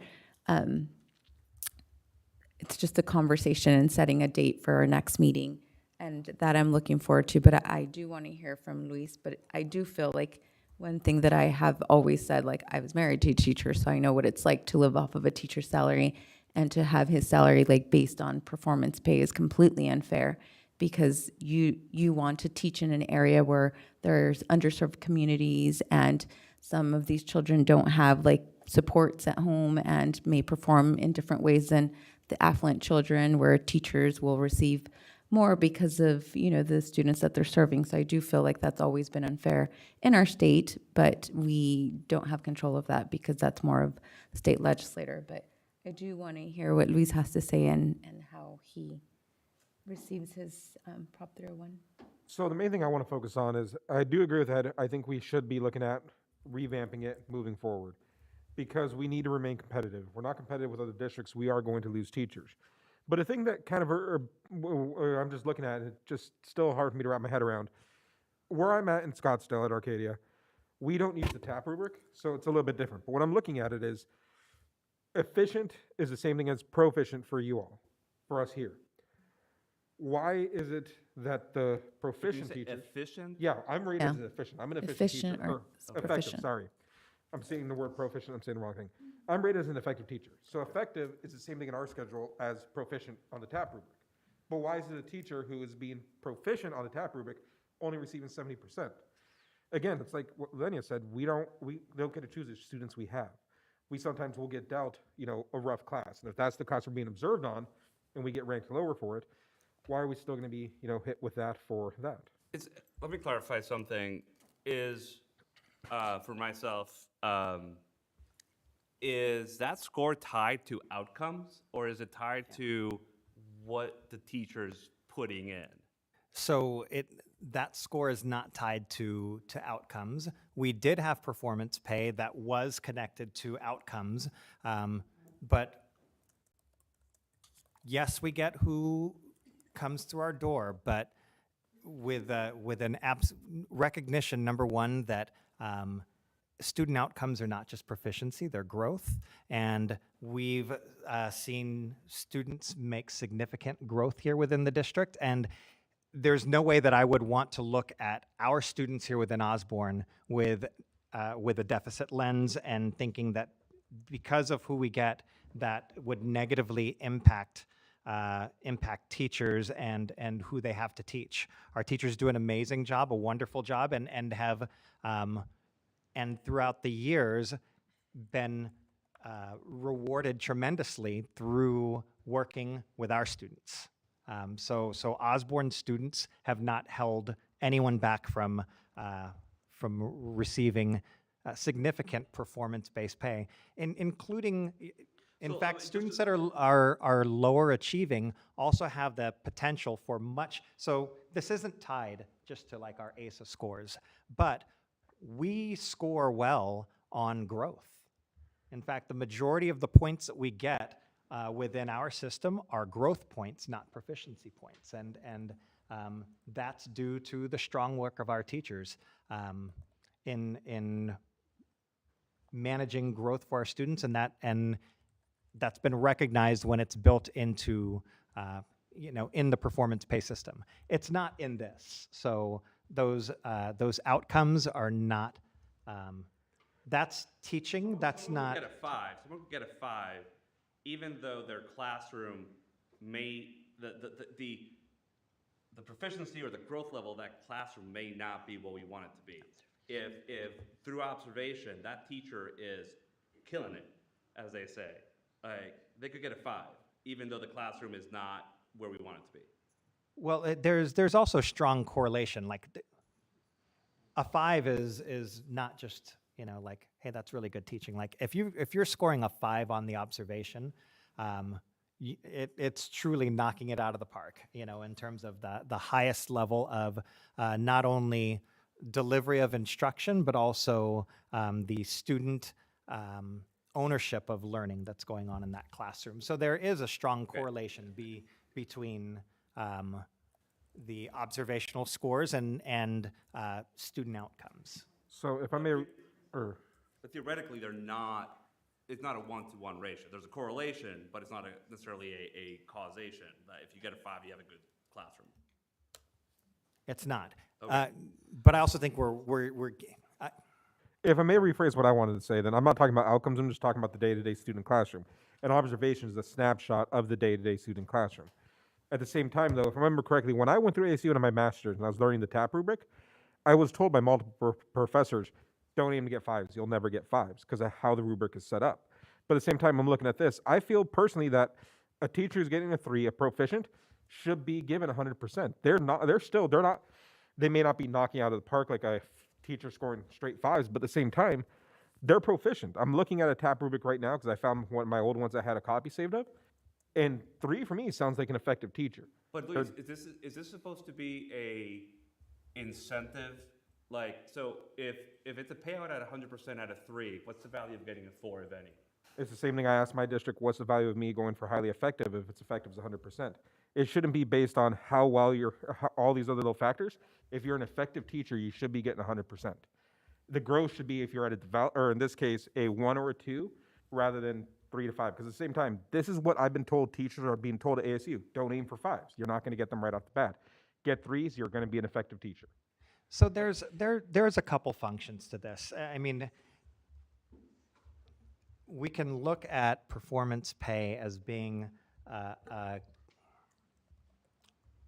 I would like to see us maximize payments. And we can arrange the system so that there's a maximum payout. The last thing I want to get into is conversations about why strive for a 4. Let's just be okay with a 3. Achievement in our district went down. We are not where we want to be.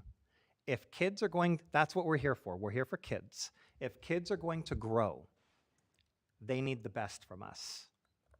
3 instruction from us is not going to make up gaps, okay? So I'm saying that removed from any conversation about performance pay. We have to be striving to engage in professional conversations to grow as professionals, to get better. Kids will benefit from the serious engagement that we take professionally. If we want to put it into a compensation plan, I got to tell you, like, I'm not married to this. This doesn't have to be. I'm okay. I'm fully supportive of teachers. I was a teacher with a family of 5 on 1 teacher's salary. I know. I want to maximize payouts for teachers. But we also need to look at the monetary function of this. So if we maximize, let's say that we want to scrap this. Let's say we start in January, we completely overhaul the system. I'm down for that. You're not going to get a fight from me on that. Let's do it. Let's say we want to put 99% in base salary. That's fine, but it's not going to be at $2,400. At that $2,400 amount, when you start looking at the sustainability of the fund, it's going to go down. So right now, to get that full amount, it may go down to, let's say, $2,100, okay? So let's just do a mathematical problem here. It may be that the most sustainable way of maintaining this fund over many years and being responsible with the funds is a maximum payout of $2,100. And we put it all to the base. Fantastic. Everybody can know and count on that. We'll be able to put it on our salary schedule. It will help with recruitment, but it doesn't necessarily put more dollars in your pocket. If you are a 3.5 teacher that does their professional responsibilities and have the potential to earn $2,200 with a system like this that really is maximizing a lot of dollars in people's pockets. But if we're just going to take away the factor of some people don't earn, what happens when people don't get 100% of this? It stays in the pot and maintains the sustainability of the fund. So when you set the system up so everyone gets 100%, we did that. We did that during the COVID years. We paid everybody at the full amount when it was $3,000, and the payouts were close to $800,000. And we depleted the balance of the fund, instead of maintaining around that $500,000 that went down to $460,000, that went down to $420,000. But if it's a good tax year and our student count goes up, it goes up to $500,000. We saw a balance like that drop down to about $275,000 or something like that. We saw a significant drop, which was why that went from a $3,000 payment to a $2,400 payment. We got to be smart about how sustainable this is. This is not about punishing anyone. It's not about lack of professionalism. I want highest standards because the highest standards of us professionally benefits our children, and that's what I'm here for. I'm also here to be a good steward of funds, and I also think that we can be good stewards of funds and promote getting as much dollars in pockets at the same time. But I'm just telling you, if we scrap the system, let's put everything into salary, that's okay. It's totally okay, and it's gonna feel good, but it's not necessarily gonna get you as much as this system does. So that's just, something to know, something to grow on. I think 3 is effective and 5 is highly effective. 3 is proficient. So there are 2 different scales. There is your teacher effectiveness scale, which is what we're required by the state of Arizona to rate everyone on being effective, highly effective. That's one scale. This is our observation rubric, and we use the term proficient for a score of 3. if I may add one more point, then I think then my last point then would be, I think if we're going to promote growth, we should focus on more honoring the teachers who put in the time and effort to grow, and flip it. I think I'd rather see the professional development or the professional responsibilities be the way for the performance pay, at least for the coming time, or for at least this year, versus the observations. I think that would be, I mean, that's what it looks like right now, the 33, 33, 33, but focus a lot more on the professional responsibilities. But I guess I don't understand the is it because the observation, there's a possible range in outcomes that is there anything wrong with the concept of observing and measuring that way? Like, I guess I'm just like what, why observe and measure if it doesn't matter? Oh, it matters, and we're going to. Like, that's not going anywhere. Observations are, number one, they're required by statute. Okay. Number two, it's good. We have seen that. When we engaged in the work of TAP and stepped up the rigor and the professional conversations and had consistency and strong and challenged ourselves and grew in our learning, our students did better. We were better for kids. We're not going to decrease. We can do whatever we want with a performance improvement plan. Like, Prop 301, I want to maximize dollars for everybody. But having hard conversations and doing our best and growing professionally for the benefit of kids, that's not going to go anywhere. So our observations aren't going anywhere. We've tried to set a system that is responsive and has been taking steps every year based on teacher input towards getting more dollars towards teachers. But when we maximize that full payout, it depletes the fund quicker. So if we're going to do things, I mean, I'm just going to state this again. If we're going to do things to maximize the full payout, maximum payout of Prop 301 money, you got my blessing. But we can't do it at this level and sustain it. I think one thing that may help us, though, as a board, it would be, I don't remember if we've had it or not, is to at least have a copy of the TAP rubric available to us so we can kind of see it and understand what the teachers are evaluated on. Sure, absolutely. And I guess, we might be getting close to entertaining the motion now, but if we table this item, it would be helpful, this seems like a very important decision, so like if you guys have questions ahead of time or want to see something, like let's say do it ahead of time so we could all get it ahead of time and have time to look it over. So encourage everyone to, ask Michael for whatever it is we need. But any other questions? I think, I appreciate your indulgence in withdrawing the motion. But any Yeah, other- not trying to shut down any discussion, but I think that to me, what I hear in the discussion, it's all the more reason this thing needs to go back in the oven a little bit longer, and just have at least at a minimum a second meeting of the committee and before it comes back. So that's kind of what all it reinforced to me. So with that, Yep. I'm going to move that we table this agenda item and we come back at some point on or before December 30th. That's got to happen. So And that's my motion. Yep. Is there a second? Second. Motion's been made to table and seconded. All those in favor? Aye. Aye. Any opposed? We'll table item 8C till a later date. Related to that, would it be helpful to the board if there is, not to give anyone additional work, to have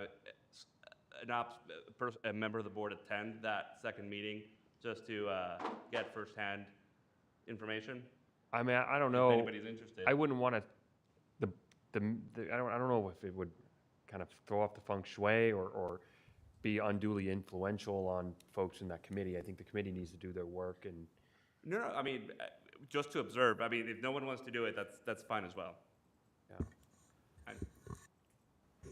I was actually going to add to the agenda items, the revisiting of committees and having board members on committees. Well, I suspect, Dr. Robert, that if a board member reached out to you and said they wanted to attend that meeting, as long as there's not 3 of them. most certainly, be if there's amenable not, to it? yes, but that's not on the agenda. So I don't know that,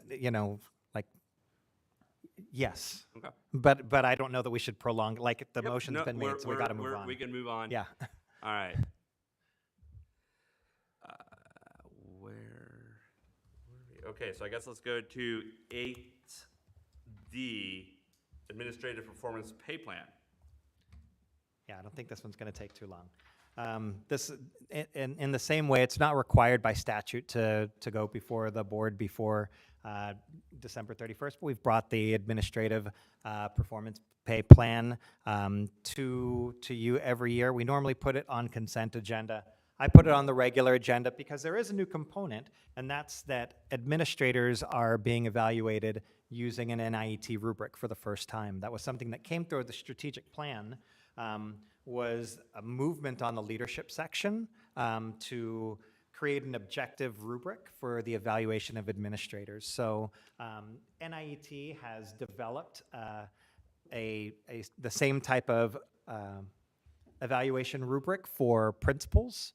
We took it a step further and have modified that evaluation tool that we use for principals for department directors as well. So we worked with the administrator from NIET West Bureau to sit with us with Colleen and Abby and me and work on devising a rubric that we could use not just for certificated administrators, but for all of our administrators. And so that's part of this performance pay rubric, is that evaluation. So this is the administrative performance plan. Only brought it here for, in the main part because there was a new component to it that, but the rest of it is the same as it looked last year.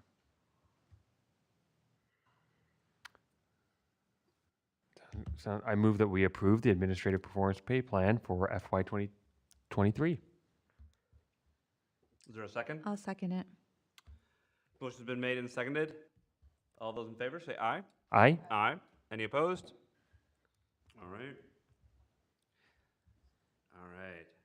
Approval of the 2023-2024 school calendar. And Brendan, can you pull up page 129? We'll use pages 129 and 1:30 and 1:31 for this discussion. But we'll start here with the aspects of the calendar. So a few pieces, as I mentioned in the background, in terms of feedback. Got feedback from, that was brought to school staffs. I put together a parent calendar committee. Members from every school community administrative team worked on this recommendation. We're bringing forward one calendar for you to take a look at. Thinking about all of the considerations that you guys asked of me from last year, when we're looking at this calendar for the upcoming year, these were the main considerations. Number one, having the same start date as Phoenix Union. So when we get into the calendar, we will have the same start date, fall break, winter break, and spring break as Phoenix Union.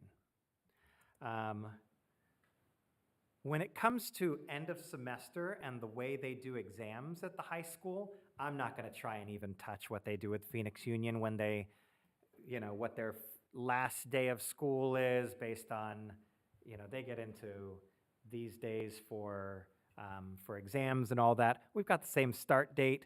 We're ending right around the same time. Like 98% of this calendar is the same as Phoenix Union. Couple other, Brendan, will you just go on ahead and scroll down to, the actual calendar. So we'll start in August. August 7th is the proposed start date. Phoenix Union's already approved their calendars through like 2027. So start date, the fall break in October, spring break in March are the same as Phoenix Union. Looking at October, same fall break that Phoenix Union has. One change that we brought this past year was the inclusion of Indigenous Peoples Day as a paid holiday. That falls during fall break, so there's no additional day for observance. It falls during that holiday. Moving into November, there's one slight difference from Phoenix Union, and this has come as a consistent request of Osborne staff. When I got here, we worked on the Wednesday before Thanksgiving. That went well into all my time here. When I started as superintendent, we were still doing the same, and it was very consistent. Folks wanted that day off before Thanksgiving to be able to travel with their families, and so we brought it to the governing board to have a school holiday on the Wednesday before Thanksgiving. Phoenix Union goes to school on that day still. That's a difference from Phoenix Union's calendar, but it respects what Osborne staff has asked for. Moving on to December. So, a couple statements about calendars. Calendars are very much set up around a Christian calendar. So, we've got winter break that falls, with the Christmas season, right? We've taken for many years a board-declared holiday in the springtime here within Osborne that happens to be the Friday before Easter. And so we're not looking at taking that off. I would like to say that equity is a value here within the district, and I think that there are individuals of different religious faiths that have to use, because calendars are so driven by a Christian calendar. We're not changing that about the world, the fact that there are these vacations, but individuals that have celebrated Rosh Hashanah or Eid have had to take those days off and use annual leave. Whereas if you want a Christian holiday off, we get it. That's just how calendars are set up. So I don't know that it's necessarily the work of the calendar to match all of our religious holidays, but I would like to engage in conversation in the springtime when we're looking at budget committee and looking at annual leave days around the possibility of having no questions asked annual leave days that if staff wanted to use them, so possibly increasing our annual leave days by a day or two that are, what do you call that? The floating holiday. Yeah, like a floating holiday, which would also like fit into some of those blackout periods. You know, we have blackout periods, but if someone wanted to use a floating holiday during a blackout period to allow for that, I just think that would be an equity move that we can take. But I think it may be more consistent when discussing our benefits package than looking at calendars. Yep. So that's just a consideration of you know, one recommendation that was brought was instead of that board declared holiday in the springtime around Good Friday, to have it on Eid, which would be a wonderful thing. I think that we take time to acknowledge and recognize, but I also don't want us to start picking religious faiths and having Eid recognized and not Rosh Hashanah or, you know, other faith-based days. I don't know that that's the calendar committee's work. I think that may be more of giving leeway in terms of how annual leave may be used with those floating holidays. Now back to our regular scheduled conversation about calendars. Winter break. Those 2 weeks, this is consistent with Phoenix Union. It's the one part that's played around with is definitely we take 2 weeks off around that time, right? Knowing that folks are traveling, and then there are also, let me step back a second. There are holidays that are on our board approved holidays. So Christmas Eve, like that's on our board approved holidays, New Year's Day. So that Friday, what's the number there? My eyes aren't that good. December 22, that's actually a holiday. It's not part of the official winter break. It's part of the given holiday of Christmas Eve, because Christmas Eve falls on a Sunday. So it's being observed on that Friday beforehand. So our winter break going from Friday, December 22nd, all the way through the first week of January, returning on January 8th. The rest of the days off, January you see Martin Luther King Day, February is President's Day, March is the spring break consistent with Phoenix Union. April 1st is Cesar Chavez's birthday observed. The actual day is March 31st, but being observed on April 1st. That's consistent with Phoenix Union and the city of Phoenix as well. And then the last day of school on Thursday, May 23rd, to reach our 180th day. This year we have a calendar that puts the last day of school on a Friday. Staff do not want that. They want that end of school on a Thursday with a work, because there's a teacher work day. So, you know, when you're adding up the total numbers of days that are on their contract. So that will put no one having to come back after the three-day holiday. So last day of school on May 23rd.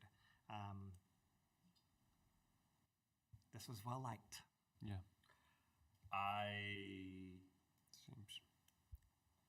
And I didn't bring you 3 or 4 calendars this year. I brought you one. I see that. That was a controversial day. Duly noted. You're like, no more options. Too many options that you guys. No, I think it works out well, and part of it's just how the calendar works out, and with Phoenix Union and everything like that. So, looks good. Is there a way to add an extra day to fall break to not lose Indigenous Day? Yes, but what are you going to give up? So, yes, we can add a day for Indigenous Peoples Day. Like, let's say we came back on, or took Monday, October 16th off. That takes away the 180th day of school. So where are you going to put it back in? Are you going to make everybody come to work on that Friday? No. Think carefully. You already gave the right answer. I'm not on the board anymore, but you'll find me. Yeah. So here are places where you could do it.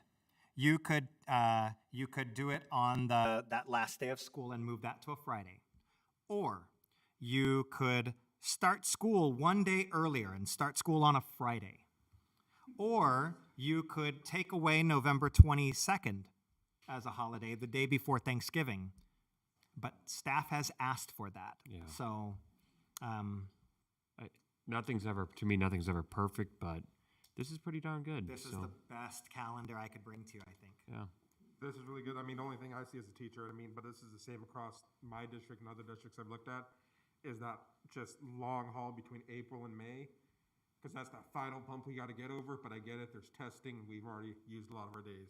And so the one thing that floating. was the savior in that was the board declared holiday. Yep. We could put that in there, and where we've traditionally put that, we could put it in one of two places that I can think of. You put it on I think the 19th is Good Friday. We're not going to call it Good Friday, but it's Good Friday. You could put it there and call it a board declared holiday. You could put it on Friday the 26th, which is Eid. So that would match up with, again, another religious observation, and it would give that day off.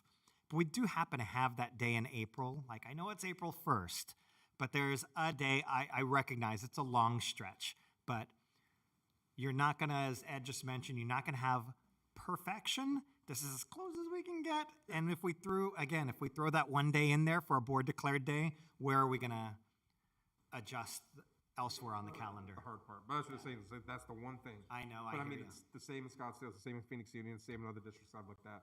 It's just that last hump. It's a long haul. It is.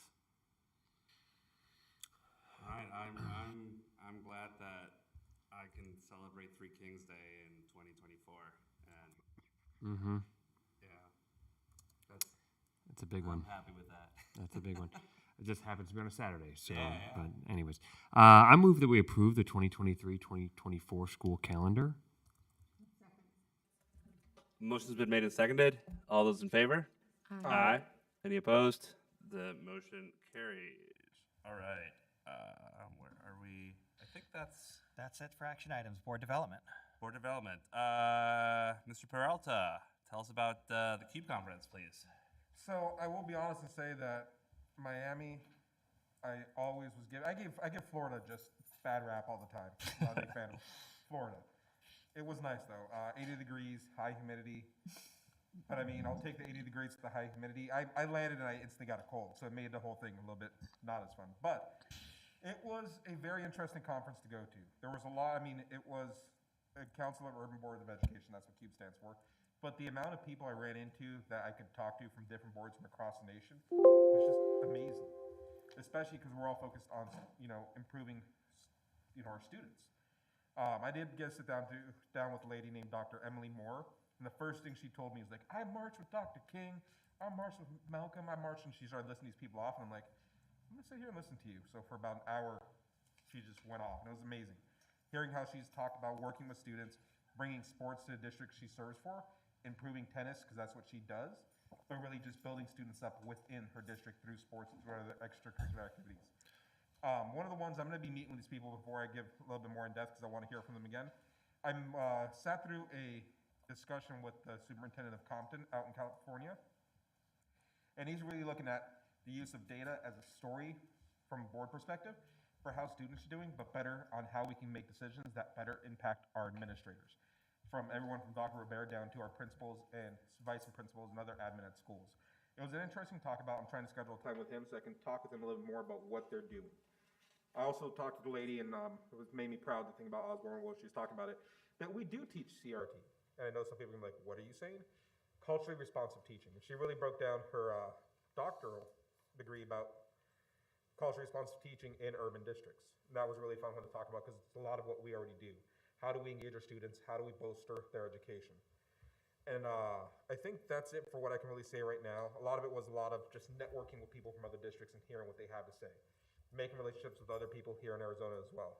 So it was a great conference. I do wish more of us could have attended because it was impactful. It really was. And for those of you that don't know, CUBE is the equity arm of NSBA, the National School Boards Association. Long wanted to go to CUBE. Glad you got to go. Yeah. Thanks for Don't calling. tell Tom Horde. Kidding. I'll tell. Just kidding. All right. Last item, number 10, reflections, feedback on the meeting, please. This was a long meeting, but it's nice to see that we all have teachers in mind. But it was also nice to send off for our two board members who are leaving us, Juan and Sue. Y'all are awesome. We've had some great conversations, some great times, and I will miss y'all. But as an overall meeting, it's always refreshing to see how we have our teachers and students in mind. So yeah, it's really sad that this is my last board meeting with Juan and Sue. And Sue, I've shared many years and experiences with you, so I'm grateful for them. You've a great friend and mentor, and we've had an evolving relationship, and I'm really sad to see you leave, and you will be missed dearly. But I'm sure that you have plans that are going to be more fun and engaging than these long meetings. But to just know that we are here and I am here. And Juan, same, thank you for your leadership and for stepping up. You've done a great job as a president and serving your community, and don't stop just because you're not on the board. You still get to have a voice that's super critical and important for our community. And I hope to see you around, and I hope to continue, learning and growing with you, even when you're not on the board. I think that it's one of my favorite things about being a board member is getting to interact and connect with good human beings, because what we have on this board is amazing, incredible human beings. I can say that because I have a lot of friends who are school board members, and I hear the horror stories, and I always get to say good things about my board members and brag about how we're a healthy board and district. So that was one thing. And then also, knowing that at the end of the day, one thing that I am grateful for is the fact that we do serve our community, our teachers, our families, our students, and we prioritize that. We listened to our community, and we will continue to do so. And that is something that I'm grateful for, to be in such a healthy environment with a leader like Michael, who will take the time to explain and share things with us, and also with our community who can come up and advocate for themselves and others. And that's beautiful. Can we skip Sue? I missed one I want thing, to sorry. save you guys' words for last. Thing, because I'm really big on robotics. That spoke to my heart, so that was beautiful. Can we move on to Ed? Yeah, happy to. This is a big meeting, and it's really impactful. That's the last big full meeting that we're going to have with you, Sue and Juan Carlos. When I moved to the Osborne School District, I moved here because I pregnant, and I wanted to move to a great district, and so I did my research. I moved to the Osborne School District, and I called one of my friends who was a teacher at Longview, who's no longer a teacher there, and I said, what can you tell me about the district? What can you tell me about the board? All that kind of stuff. She goes, I'm not really sure what the board does, but I see Sue Corbin, and Sue always shows up. Sue's always there, and she really seems like a wonderful board member because she always shows up, and that has been my experience with Sue from the first day I met her. Is Sue shows up and she just loves on you. She loves on everybody. And I love walking into the school with Sue because Sue's like a celebrity. She walks into every school and it feels like everybody knows her and everybody loves her. And I feel like just kind of a groupie walking in with Sue and just trying to get a little bit of that love that's coming off of Sue, because Sue treats everybody with such love and respect. And just the relationship she's built, and the relationships with teachers and staff and everyone over so many years. And because Sue really has a huge heart, and you care and you go, whether it's a band concert or a spring fling or whatever it is, Sue's there. And so it really is inspiring as and you kind of showed me what I need to improve on, what I want to be better. And I want to be like Sue when I grow up in that way, and I want to do those things, and so I can only hope someday that I get half the reception that you get when you go to the schools and you interact with the kids and everyone. So, thank you so much for your service. It's I know you're gonna keep in line, and we're gonna keep talking just because you're not on the board anymore, you're always going to be Osborne through and through. And Juan Carlos, I mean, I wouldn't be sitting here if it wasn't for you.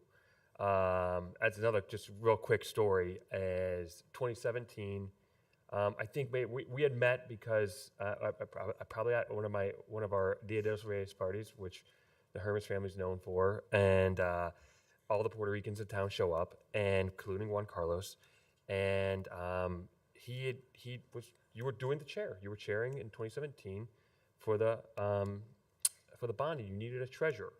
So you thought of the best person you could think of, which was my wife. Yep. And you called my wife and said, "Would you be the chair? I mean, or would you be the treasurer? I'll be the chair."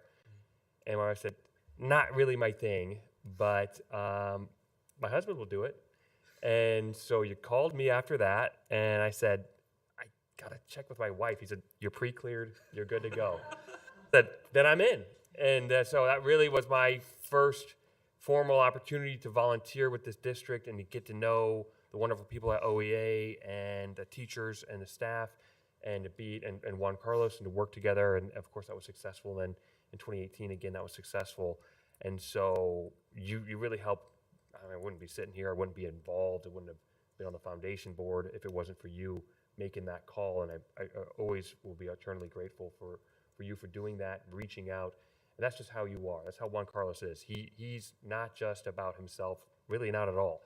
He's about building that community, bringing people into the decision making, and making sure that everybody understands what we're doing here, what the processes are, and building the capacity in the community, not just for today, but for a long time to come. And you certainly did that with me, and I've seen you do it with everyone that you're around. So thank you so much for your service. It's been really an honor to be on the board with you, and I really treasure it. Thank you. Thank you. We're going to jump over you and come to me, then we'll get back to you. My reflections on the meeting, I'm going to go right back to the two of you. I want to thank you for the service. Juan, this isn't just ending your time on the board, but also your presidency. And you're leading this board. You've done an amazing job at that. As you've shifted, and I don't know if you saw the shift in yourself from board member to board president, but you have to be a different way when you're leading the group. And you've done an amazing job of really helping focus conversation, moving things along, allowing it, like you've got a really good sense of governance and how to work this room and how to work the meeting and know, your Robert's Rules of Order and all that type of stuff to really, keep the meeting moving in a way when it needs to go longer. You know how to do that. You've been a great model for whomever's going to be the next president of how to lead in that way. But it also gives us more time to talk too. And I've enjoyed the past year of sitting and talking through agenda items and planning. And if anything big comes and I'm texting you guys or sending you emails, I always call the board president first and just kind of go through things. And it's been good to have you as a sounding board to help me think through some things, to be a thought partner. And that being a thought partner is what propels this district forward. So I want to thank you for that, for guiding me through this past year. This past year has been hard, and you've really helped me get through it. So I want to thank you for that. And I look forward to you continuing as a parent. Maybe we can get you to sit in some capital needs meetings or two. I think I need to respond to that email. Affirmatively or yes. Hopefully. Yes. And don't be a stranger. And you've got my number, so you can use it now in non-board capacity. Yes, I will be sending you two. I used to. My wife would send the parent version of any issues. I was trying to be more professional when I talked with you, but now I can be all. Maybe you should stay on the board. Sue will be the first to tell you that when Patty retired and they knew that they had to select a board member, that she did not want to select me for this position. But it goes to show you that the thing that's important here in Osborne, and we call it a core value, is relationships. And relationships are not stagnant. They don't stay the same. They can change. And we've worked on our relationship. We've worked on communicating. We've worked on relating to one another. We've worked on setting aside any personal differences that we have to and think about, what do kids need? What does our community need? What do teachers need? What does our staff need? And we've been able to overcome silly things so that we can do the important work. Absolutely. And that's important. And I'm grateful for you being open to growth and being open to change and being open to listen and being open to stand firm on your points of things that you need to say. And you have grown in 12 years as a person, as an individual, as someone that leads with heart, but is able to listen to other people's heart too. And so we're going to miss you. But the one thing that we do know is that, like Ed said, when there's an event, Sue is there, and board service doesn't change that. You're a part of Osborne, you always have been, and you always are going to be. So we expect to see you around, and we'll keep sending invitations. Thank you so much. One more thing, Sue. Thank you for the treats. Oh, We're yeah. really going to miss that. The kids are gonna love I was this. going to say Leanne and Violetta missed out, but I see that she prepared one for you guys. But thank you very much. She always, Christmas, anything, she always puts these together for us. And I'm going to miss you more than the treats, but I do love treats. And I'll give you the last word. But I walk away today, I guess not away because apparently we have another meeting. But I walk away happy more than anything else. I mean, it's hard for me to say I'll miss you because I suspect that we will be talking with each other and interacting. But I leave happy because this district is in a good place, and it's poised to remain and grow and be in a better place. You know, it is the board that we will have next year, I think, will serve the district well, and that to me is as it relates to my commitment to the district, that is one of the paramount things in my mind, is the fact that this is an amazing board, with or without me. The culture, the professionalism, the camaraderie, the commitment, I think runs beyond just any one individual member. It is part of what makes this board, this entity, what it is. And I think that, I am satisfied that I have done my part in maintaining that, those values and that aspect of the board and further that. So I walk away happy. On a personal level, this has been a very eye-opening experience, and I had a sense of what happened here, but it is amazing what happens here every single day, and what you all do every single day. It is, all right, now when I think about you, that is what gets me, the passion, the commitment, dedication. You are amazing, and you make Osborne amazing. You make governing this district easy. So I want to thank you for that, and for letting me in and showing me what it is to be in education, because it definitely is a perspective. And I'll finish off by saying that it has been a really interesting personal journey.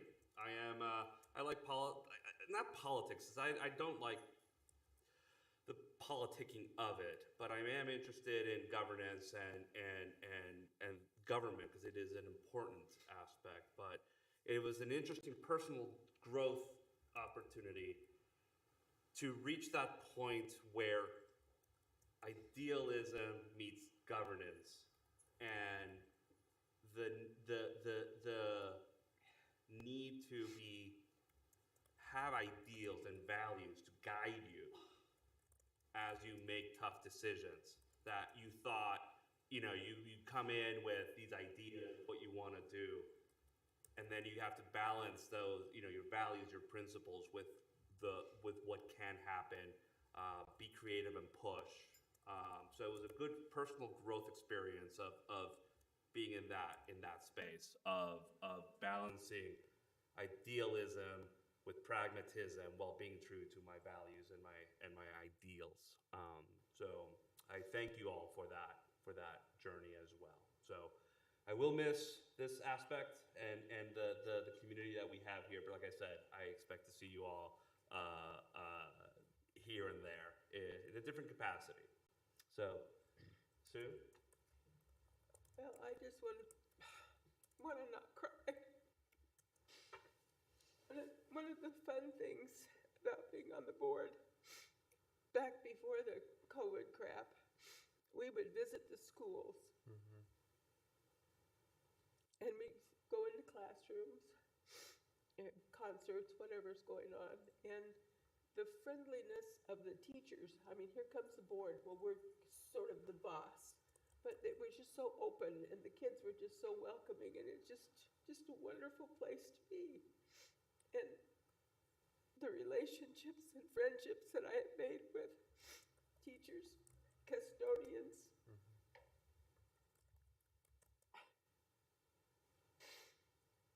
I will never forget.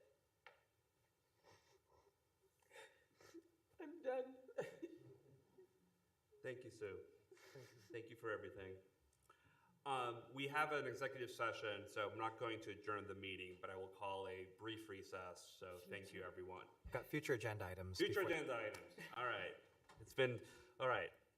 None at the moment. I would like to revisit the committees and figure out how we can include board members to be participants to the board, to the committees. And also, obviously this isn't a priority, this is for the calendar committee, but I would like for 2024 to include a day off for voting. So, Ooh, that would be great. so I don't know who's going to be on that committee, but like I'm going to continue adding this to my agenda. That's it. I just want to, which one of you guys are going to go to the conference starting tomorrow? Anybody? It's a 3-day conference? Michael. I'm going to be there all 3 days with Leanne. Leanne and Violetta.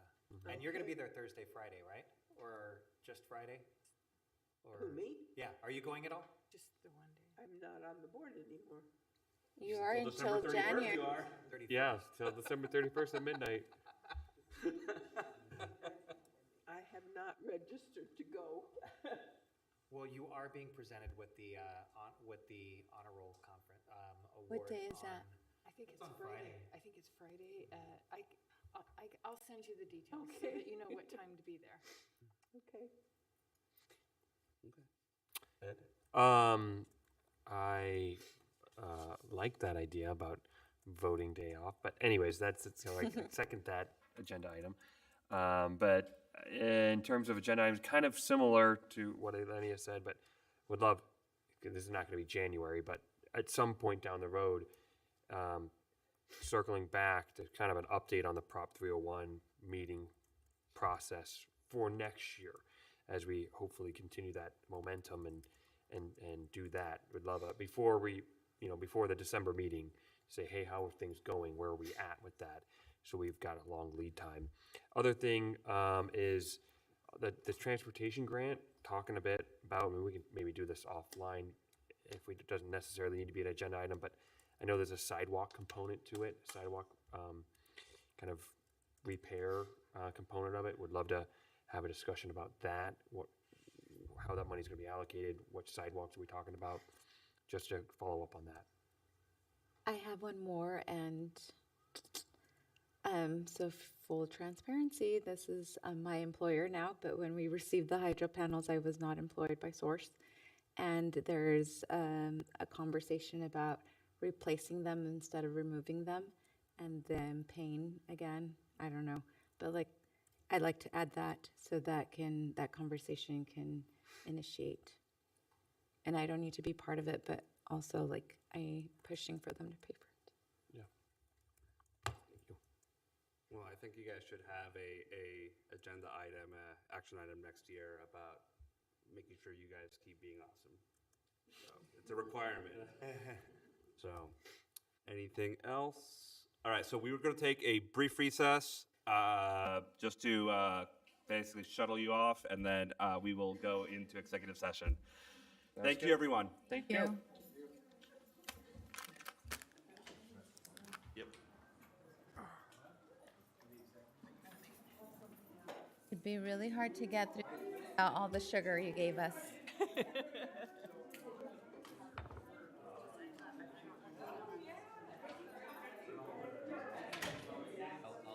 I'm happy to serve. Made them? Looks like the elf on the shelf. Yeah.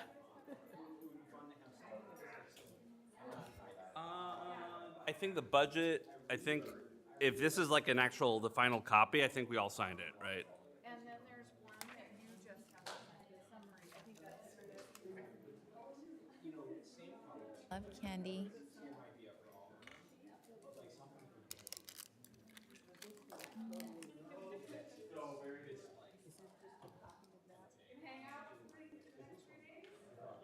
I'm ready. Big day. Is it I don't even know. It's one of those. Lisa, is this the same? I'm Yeah, I gonna don't- go for breakfast, so. I do not know. That's me. I'll eat breakfast in the car while driving and pull up at the last minute, so.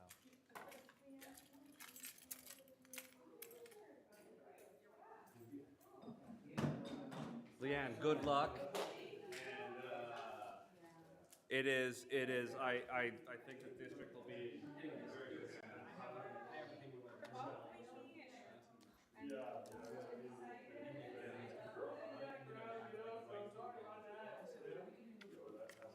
Happy to share whatever I can with you. I'm not tied to any of this yet. This is too far. No?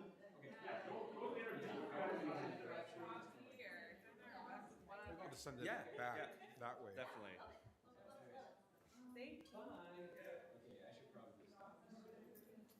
Yes, you can look forward to